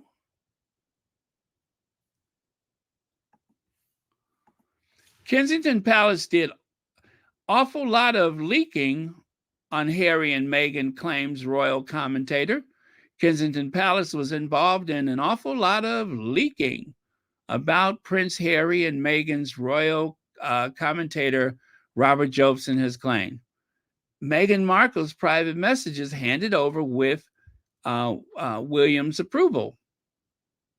And that was Dickie Arbiter, who assured people, in his experience, there is no way in the world that Jason Knopf would have handed over information about Meghan without consent from William. William and Kate, William, either way. But the way I've heard it mentioned was William and Kate. But when Jason Knopf turned over that information to the Daily Mail to try to help them win their case against Meghan, or Meghan's case against them, William was the one who facilitated that sharing of information. And the way we know that is because Jason Knopf was not punished. He was given an award for it. He was awarded the Victorian Order of something. Whatever award it was, that's the one that comes from the sovereign, that comes from the family. Thank you for helping me to destroy my brother. That's what that was. That was William saying, "Thank you for helping to make my brother's life miserable." And of course, it's one of the things that contributed to the losses we share. It does. I'm just going to say it. That was a contribution from Kensington Palace to the losses we share. So while everybody's sitting up here wringing their hands, worried about what's happening with Will and the kids and all that kind of stuff,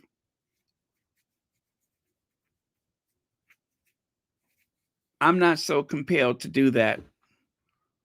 I'll just give them the same type of consideration I would give to any stranger on the street and nothing more. There's nothing special, unique about any of those people. Nothing. And just as Dr. Scholler said, the economy didn't collapse. There's no great,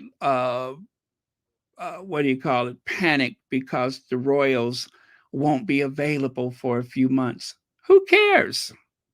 Who cares?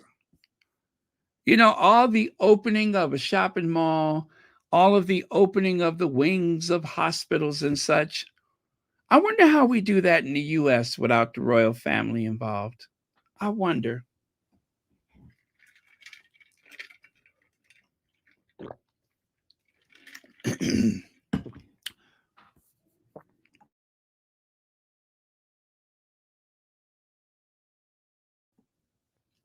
But somehow it gets done.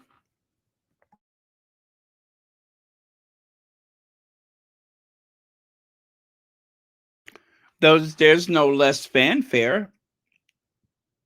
It doesn't make the place function any worse.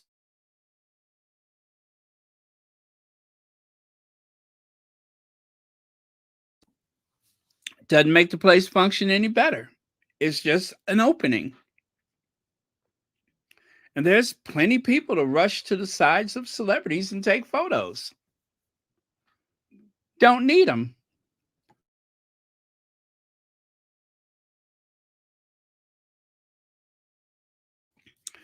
Unlike elected heads of state, you're stuck with this person.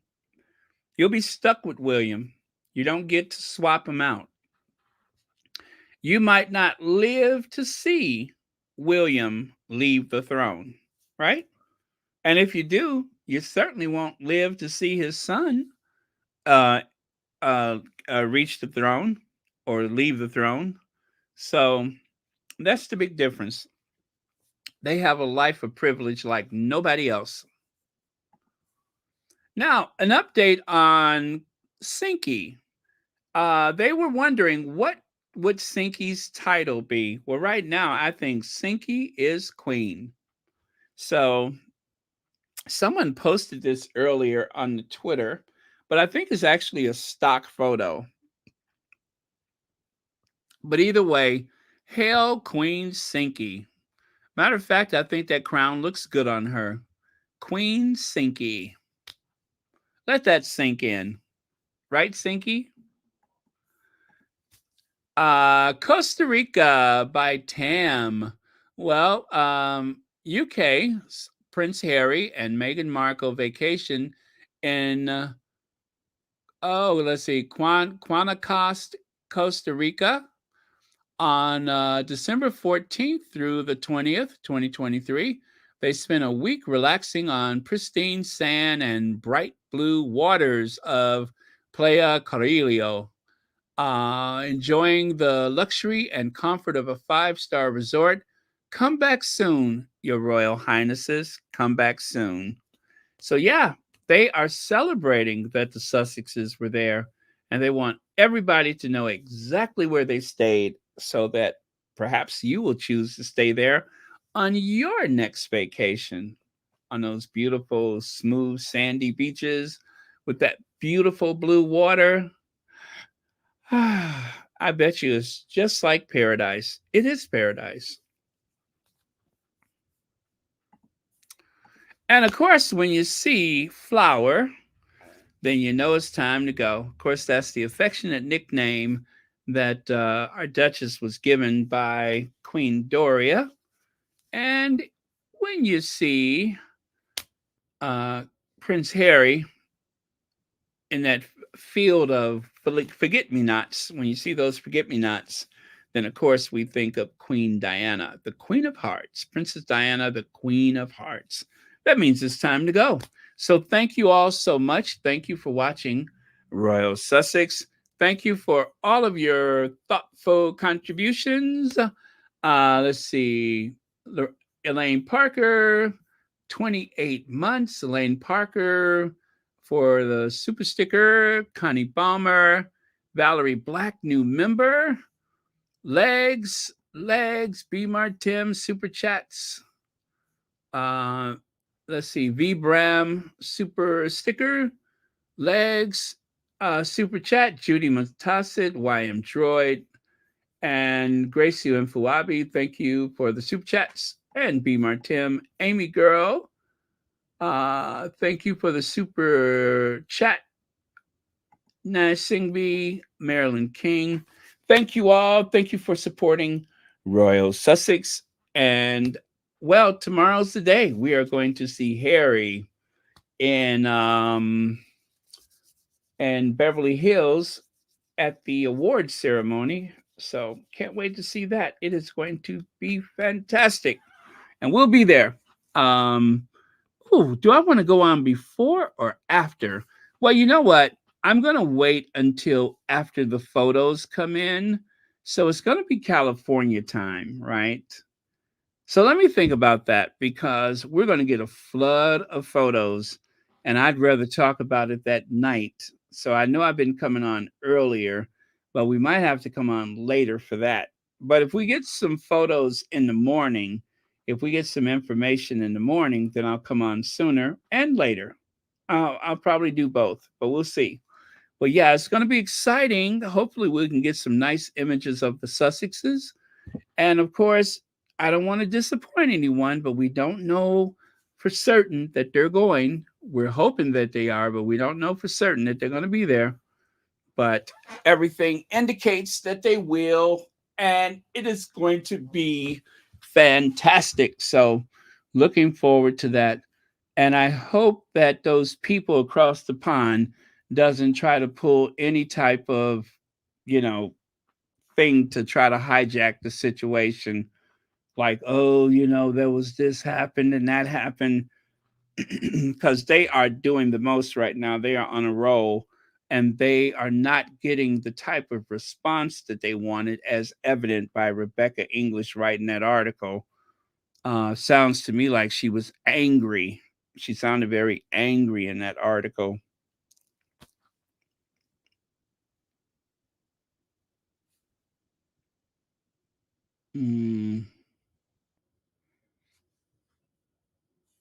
Well, we'll see. We'll see, Lady Bird. I think so.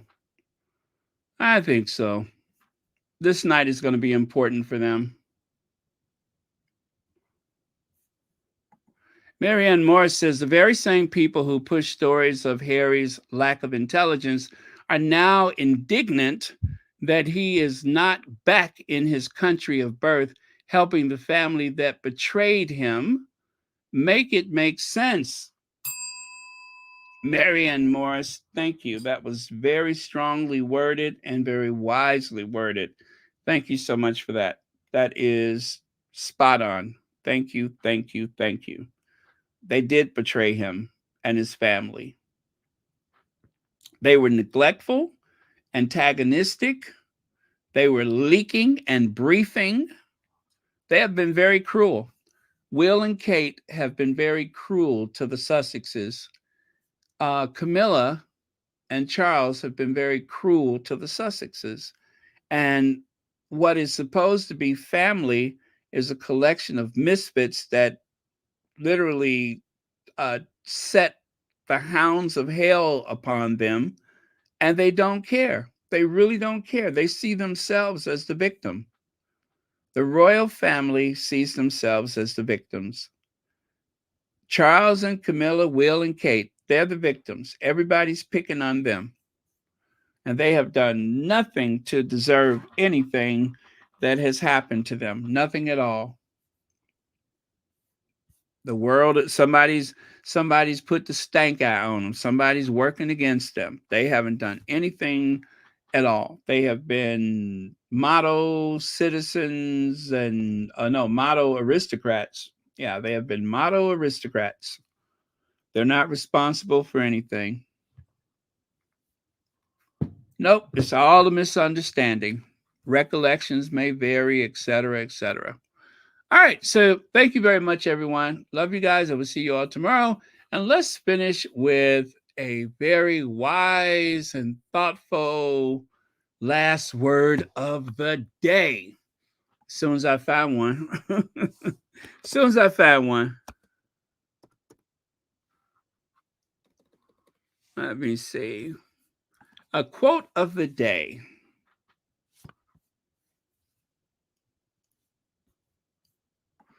Okay, with the new day comes new strength and new thoughts. Eleanor Roosevelt said that. One of my favorite first ladies, Eleanor Roosevelt. All right, so that's it, you guys. Thank you very much. See you all tomorrow, maybe twice, but I'll see you all tomorrow. And good night, Connie Palmer.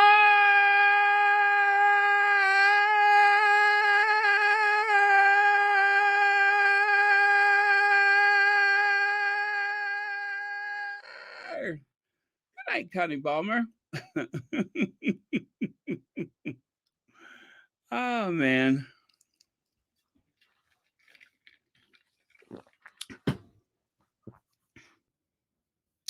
Thank you, Stacy Crenshaw. Oh, pedals on? Is pedal on? Let's see. Oh my goodness, pedals on, you guys. You know what? I'm going to listen to pedal while I make dinner. Let me put that at the top of the chat while I'm here. Okay. Give them hell, pedal. Give them hell. Let me see here. You guys, I just pinned the link to the top of the chat. Please join me over at Pedals. I am heading over there right now. Okay, love you guys. See you tomorrow. And I am going to close with Madam Duchess.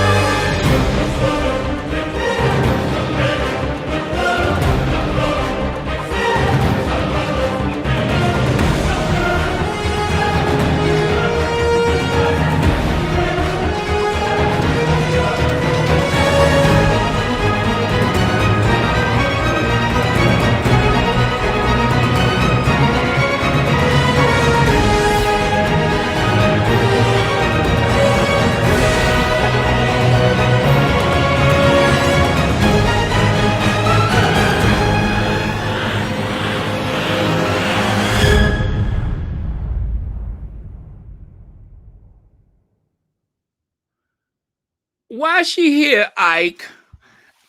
Why is she here, Ike? Leave me alone, Ike. Why is she here, Ike? Whether I sing it fast or I sing it slow, it all sounds the same. I said it all sounds the same. Whether I sing it fast or I sing it slow, it all sounds the same. Rock me, baby. Rock me all night long. Let me tell you. Rock me, baby. Rock me all night long. you. I just can't rock no more. Let me say, when I hear you coming, go get my